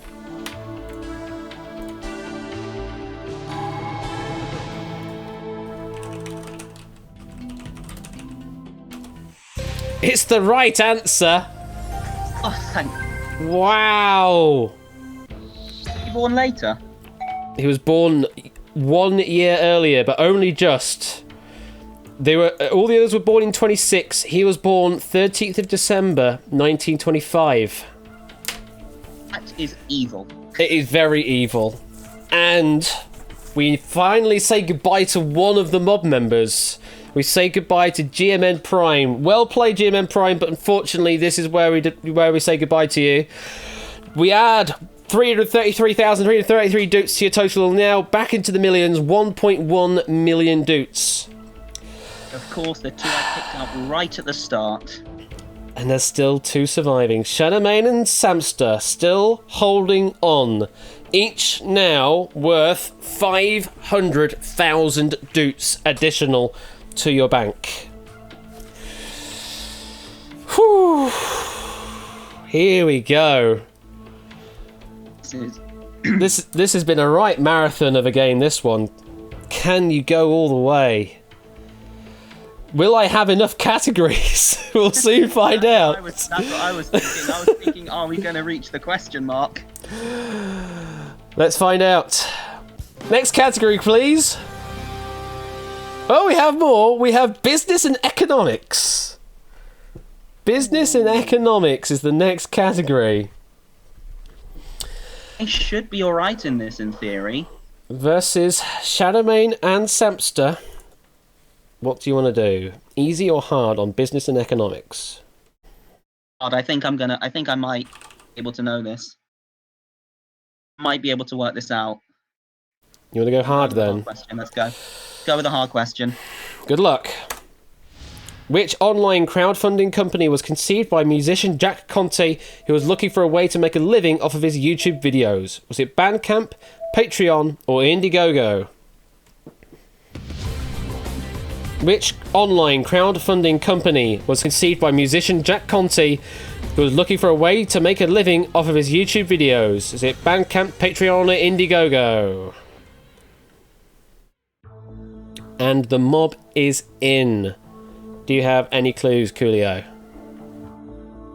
I think I've seen this question before. Mm-hmm. I think I've seen this question before, and I was in the mob last time and got it wrong. Now, I think I went with a bit of a. I think I went with a bit of a red herring, and I went for Bandcamp that time.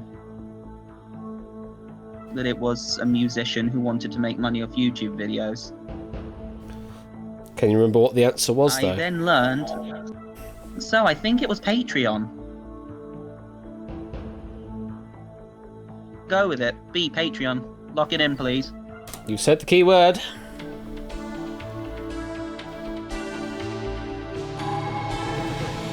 And yes, we are finding straggling questions here in straggling categories.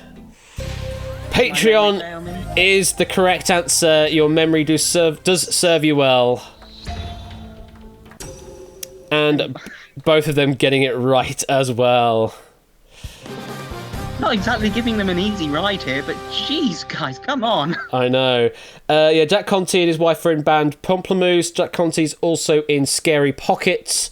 And he's also collabed with various other artists as well in the YouTube verse. Oh, well, it kind of had to happen. We're back to 1 versus 100 Trap Edition. Here comes the trap. Here comes the trap indeed. Now, easy or hard trap? Getting them out. I'm going for a hard one. I'm getting them out come what may. Here we go then. A hard 1 versus 100 potential trap question. Henry VIII's longest lasting marriage was with a woman named what? Anne, Jane, or Catherine? No trap. Mob locking your answers. Henry VIII's longest lasting marriage was with a woman named what? Was it Anne, Jane, or Catherine?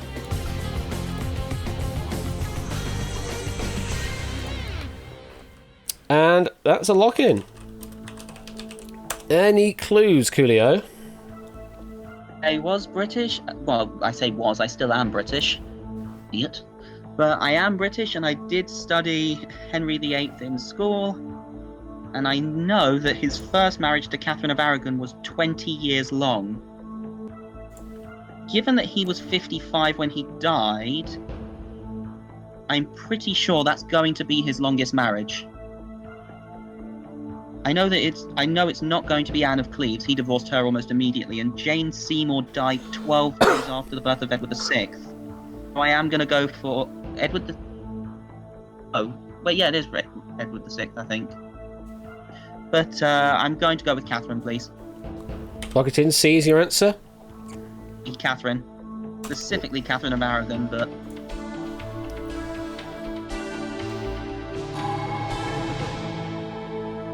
Is Catherine correct?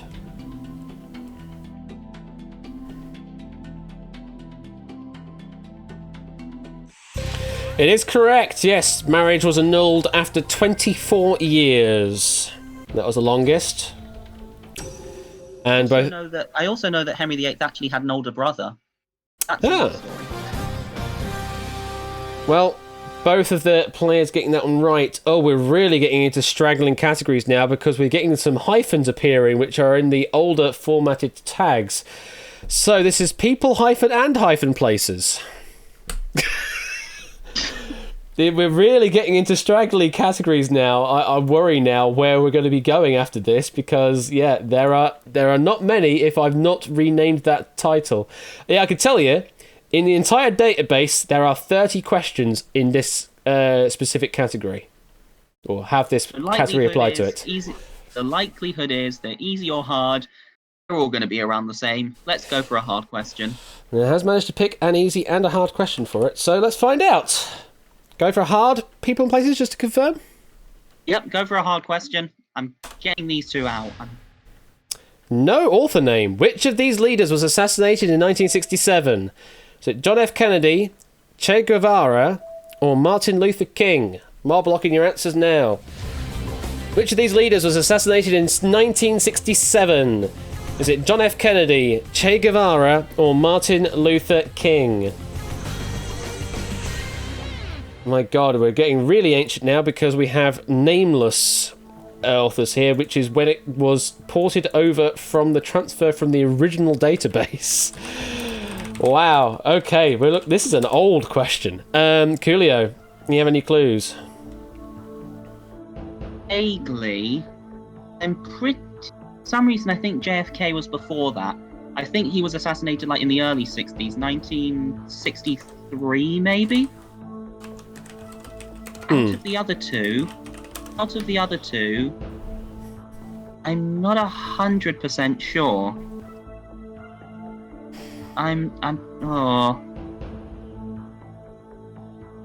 Just give me a. Was Martin Luther King assassinated in 67? I don't know.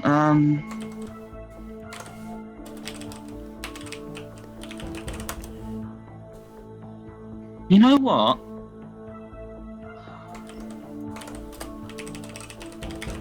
It's definitely between B or C, I can tell you that much, because I'm sure JFK was earlier.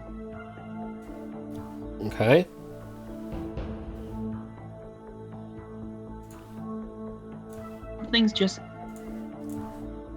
Something's just niggling at me that Martin Luther King, I don't know if it's true, but he might have been assassinated like 69 or 70.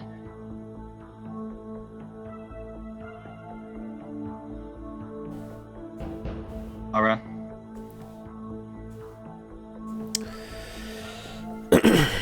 What do you think? What's your answer going to be? It's going to be Che Guevara.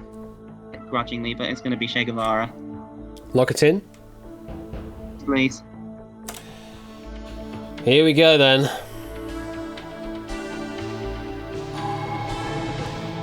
B. Che Guevara. And the correct answer is the right answer, Che Guevara. Well played. God, my American knowledge saves me there. Oh! Shadowmane is out. Samster still remains.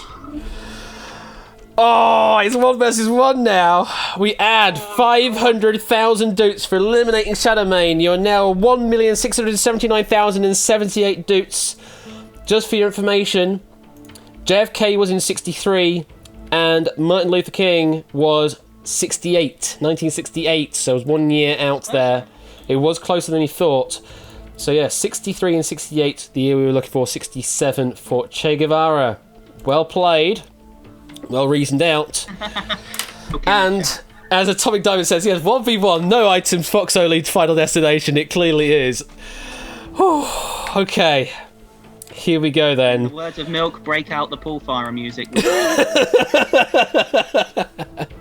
A perfect duel. Well, it's not really a perfect duel because Samster plays against an accelerator and Coolio doesn't. Alright. Here we go then. What category is it going to pick now? I have no idea. This is going to be so interesting. Let's find out. Game shows. Interesting. Game shows. Samster in chat saying, oh no. In lowercase. I don't know if he's trying to bait me to go for a harder one there. He's also said, I sure realise this hasn't come up yet. You know what? I don't care if I'm getting baited. I'm going for a hard question. Watch a lot of game shows and quiz shows, as I said. Going for a hard game show question, yes? Yes, hard game show question. Oh, Elias, I would love it if it chose Catane. Here we go. Which of these 3 game shows was hosted by sportscaster Dick Enberg? Was it 3 on a match, 3's a crowd, or 3 for the money? Bob, and lock in your answer now. Well, Samster's already in. Which of these 3 game shows was hosted by sportscaster Dick Enberg? Is it 3 on a match, 3's a crowd, or 3 for the money? And Samster is also just saying, just guessing. You may have stumped him on this one, or he may have just looked out on the answer. We don't know yet. Do you have any clues? Actually, I don't know if Clive told you, but actually, I think you were there. We did play 3 on a match in a Discord call once, All right, yeah. and don't know if he told me the.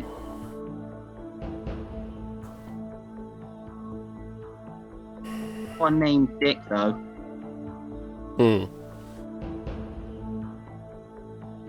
So I don't think it's that. And of the other 2, I've never even heard of them. So we are once again Guessville.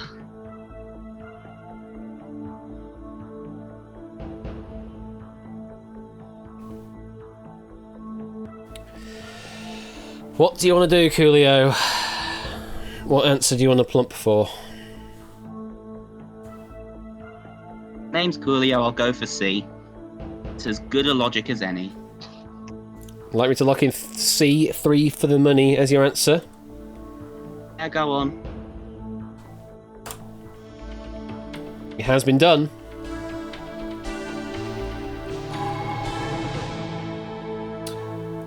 For 2.6 million doots.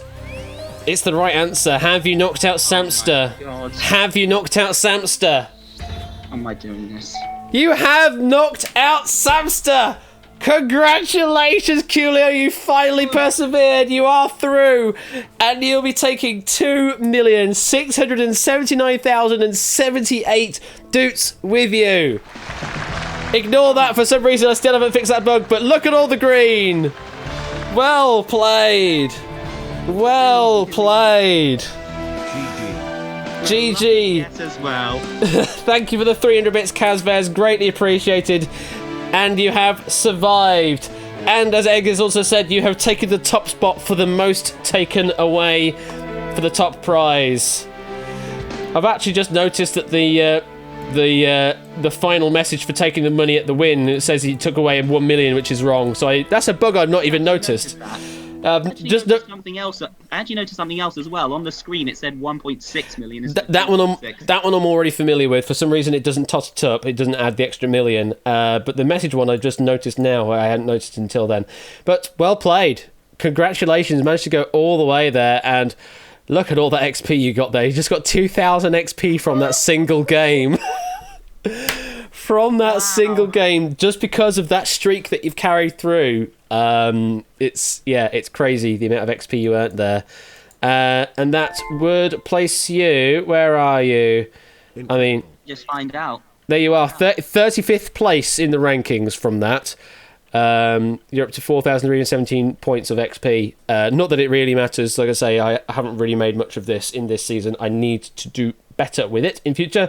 And Raw Dresses are still on -1 rank with -1 points for some weird reason. Thank you for the 1,000 bits, Party of Me. Greatly appreciated. And sharing all of the emotes there for everyone else in chat. Oh, well, thank you very much, Coolio. Congratulations on the win. And also, you've just been gifted a sub from the Panda. Thank you, Panda. Thank you very much, Panda, for the gifted sub there to Coolio. Greatly appreciated. So, well played, Coolio. Wow, thank you very much. I do not know how I pulled that off. Well, sometimes sheer dumb luck can carry you all the way, and it's certainly in a couple of cases that's been the case. But a lot of the other time, it was just really well reasoned out answering. So very well played indeed. That's the secret. Maybe I just need more time than the 6 seconds I get when I'm in the audience. And thank you for the 500 bits. Passing me here, have the rest. Greatly appreciated. And Panda apparently doesn't have the doots anymore. He's gifted the sub to someone else, but apparently doesn't have the sub himself, so can't use the doot at the moment. But is easily fixed, as he says. By doing this. There we go. And it's also a year. 1 whole year of subbing. Thank you very much, Panda. Absolutely awesome. Thank you very much for the 1 year resub. Greatly appreciated. Wow. Thank you, Coolio. Hope you had fun with that. I'm sure you did because you won the game. Clearly, you know, if you win the game, you're going to have fun. Put it this way, I've never had so much fun and so much stress in all my life. It's a lot of stress, isn't it? Well, thank you very much for playing. And, well, I guess we'll have to see if you can better that on another performance in 1 versus 100. We'll find out, I guess. But for the time being, thank you very much for playing. I'll catch you later. Thank you. Bye. Bye. Well, that was an event and all, wasn't it? We finally got our winner for tonight, and what a winner it was there in Coolio, taking well over 2 million doots away from the Doot Bank. Well, thank you very much everyone for playing. Thank you very much for watching. All the new people that have joined as well, you're more than welcome to join the community. Whether you want to write questions or not, completely your decision. All sorts of stuff happens in the Discord as well during the week. Toadboy and Clive have been hosting all sorts of shows, as well as Stad, as well as loads of people have been hosting little shows and that here and there on the Discord. So if you're interested in that kind of stuff, just random experimental stuff, then do join us in the Discord. In fact, Toadboy is about to do a House of Games after this, so do tune in to Discord for that if you're interested in some House of Games action. Or the House of Toad, it's literally called now these days. For some other things that have been on my mind recently, that I want to just quickly talk about before ending the stream, because, well, we've just been playing games throughout to this, and I've not had a lobby to talk about apart from right at the front. So, just want to have a quick chat about things. The next shows that I'm looking at doing are potentially The Vault and Match Game, or known as Blankety Blank in the UK. Those are the two that I have on my mind as doing next. Yeah, indeed. So I will be doing Outright as well. That's still going to be ongoing, but that is sort of like that'll happen every once in a while as I add more and more to it, as I, add new things to it. But additionally to that, I would like to add The Vault, because that could be really good for the mass multiplayer aspect, and Match Game / Blankety Blank. There could be a really interesting multiplayer twist we could add to that, to have everyone play at the same time in some way. I think what it'll be is that we'll still have 6 players picked to be the panel, as it were, the panel of quote-unquote celebrities that you have to match against, but everyone else could play along at the same time rather than having just 2 contestants, something along those lines. Or we could reverse it the other way. You could have 2 players playing against everyone else's answers. I don't know. I don't know which way is going to work better. But I think having like 6 panel members probably works better for stream, at least. But that's in the ideas bin, and those are the ones coming up soon. There's still Duel I need to get through as well. I need to get through some more of that. Outright will make an appearance again next week as another test, because I have a question pack, thank you very much, from Mr. David Bodicum. If you are interested, by the way, in writing a question pack for Outright, then there is an example spreadsheet that I've plonked in the ideas channel, I think, on the Discord. But don't feel like you have to do that. If you're already writing questions for the main database, then that's more than enough for me. But if you're interested in writing a curated set for Outright, then there's an example spreadsheet there that you can fill out to do that.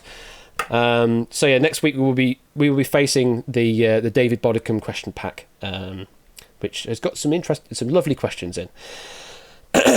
And then all that aside, I've got to do stream refreshing and things like that. Like new season, trying to get XP involved to do other stuff.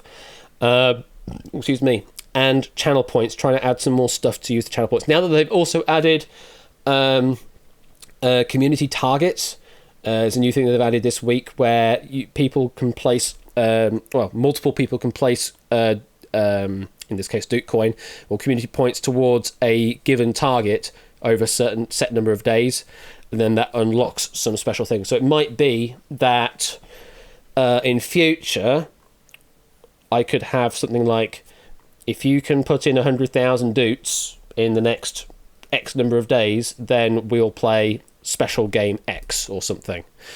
So there could be some interesting incentives to do with channel points, or it could even be a small target, like if you put 10,000 coins in like 1 hour or so, then I run the next game as the Trivia Murder Party voice or something, you know, those kind of things. So all sorts of stuff we could be playing around with channel points, which I want to get into, and yeah, just generally getting some more game shows in the mix as well. I know I need to get around to verifying the drop at some point, the Million Duke drop, or alternatively moving it away from an extension. One of those two things I want to do. I don't know if I wanted to have to implement it properly as an extension or not. I don't know. Maybe I do. I mean, I've done the majority of the work. The last part of it is literally just getting it verified. And once it is verified, then I don't have to add people to whitelists anymore, which will make it a bit easier, I guess. So I need to get around to doing that. Also, a lot of people that are newer here don't realise there's actually an extension version of 1 versus 100.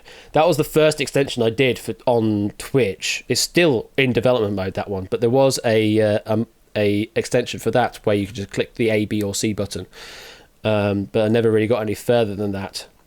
It's that one with the one-line fix, something along those lines, yeah. But I think just having the text mode has been good enough anyway for everyone to play. Like saying A, B, or C in chat, it works. Whereas the extension, there's a hell of a lot of extra overhead.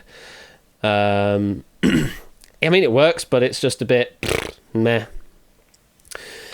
So stuff and things sitting in the ether.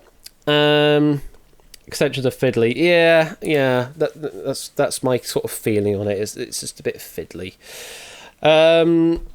Right.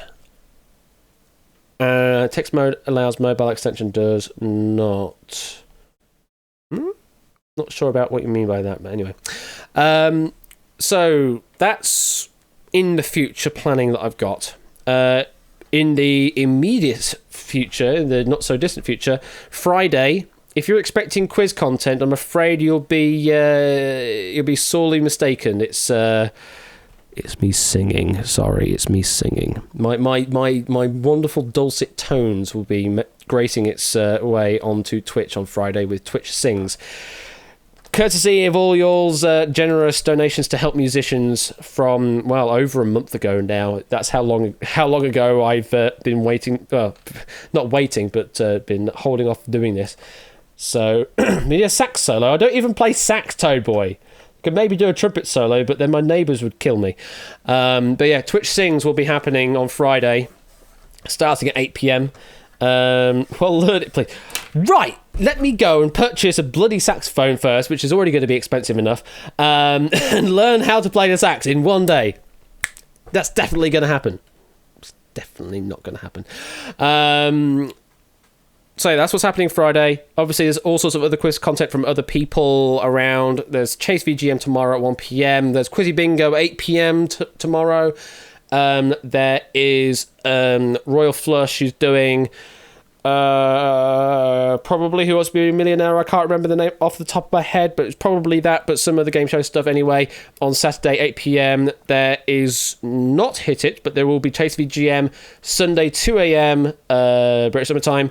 And then there's also Tipsters Pinnacle Ladder Sunday 7 p.m. First question 7 p.m. British Summer Time, so you might as well get there around 6:45-ish.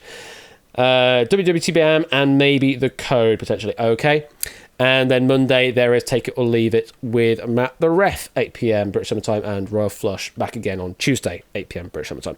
So that's all stuff in my universe that is there. Also, hello, Danny boy. It's been a while. Hello. Welcome, Danny boy. I'm afraid it's the end of the stream. I guess you've just woken up, in which case, good morning. Yeah, ending the stream. Thank you very much, everyone. I'll let you know on progress on things like the Vault and Match Game / blankety blank when I get some work done on it. I'm hoping if I can get the next week of work off, because I haven't had any days off of work yet at all because of this whole wonderful COVID situation, then I can get some good work done on stream improvements and doing some game show stuff, trying to implement those games. So could do something like that. How are we going to choose panelists for Match Game? That might be like a we'll see who's around on the night, and it's my judgment call as to who gets on and who doesn't. I would have it open up to complete RNG, but I think panelists for Match Game is slightly better curated, I would say. There'll definitely be a rotation aim in the PM, certainly a rotation. I wouldn't want it to be a fixed 6 people, but to have people I know would work well as a panelist, and people I'm familiar with. Obviously, new people, that means you're less likely to be picked as a panelist.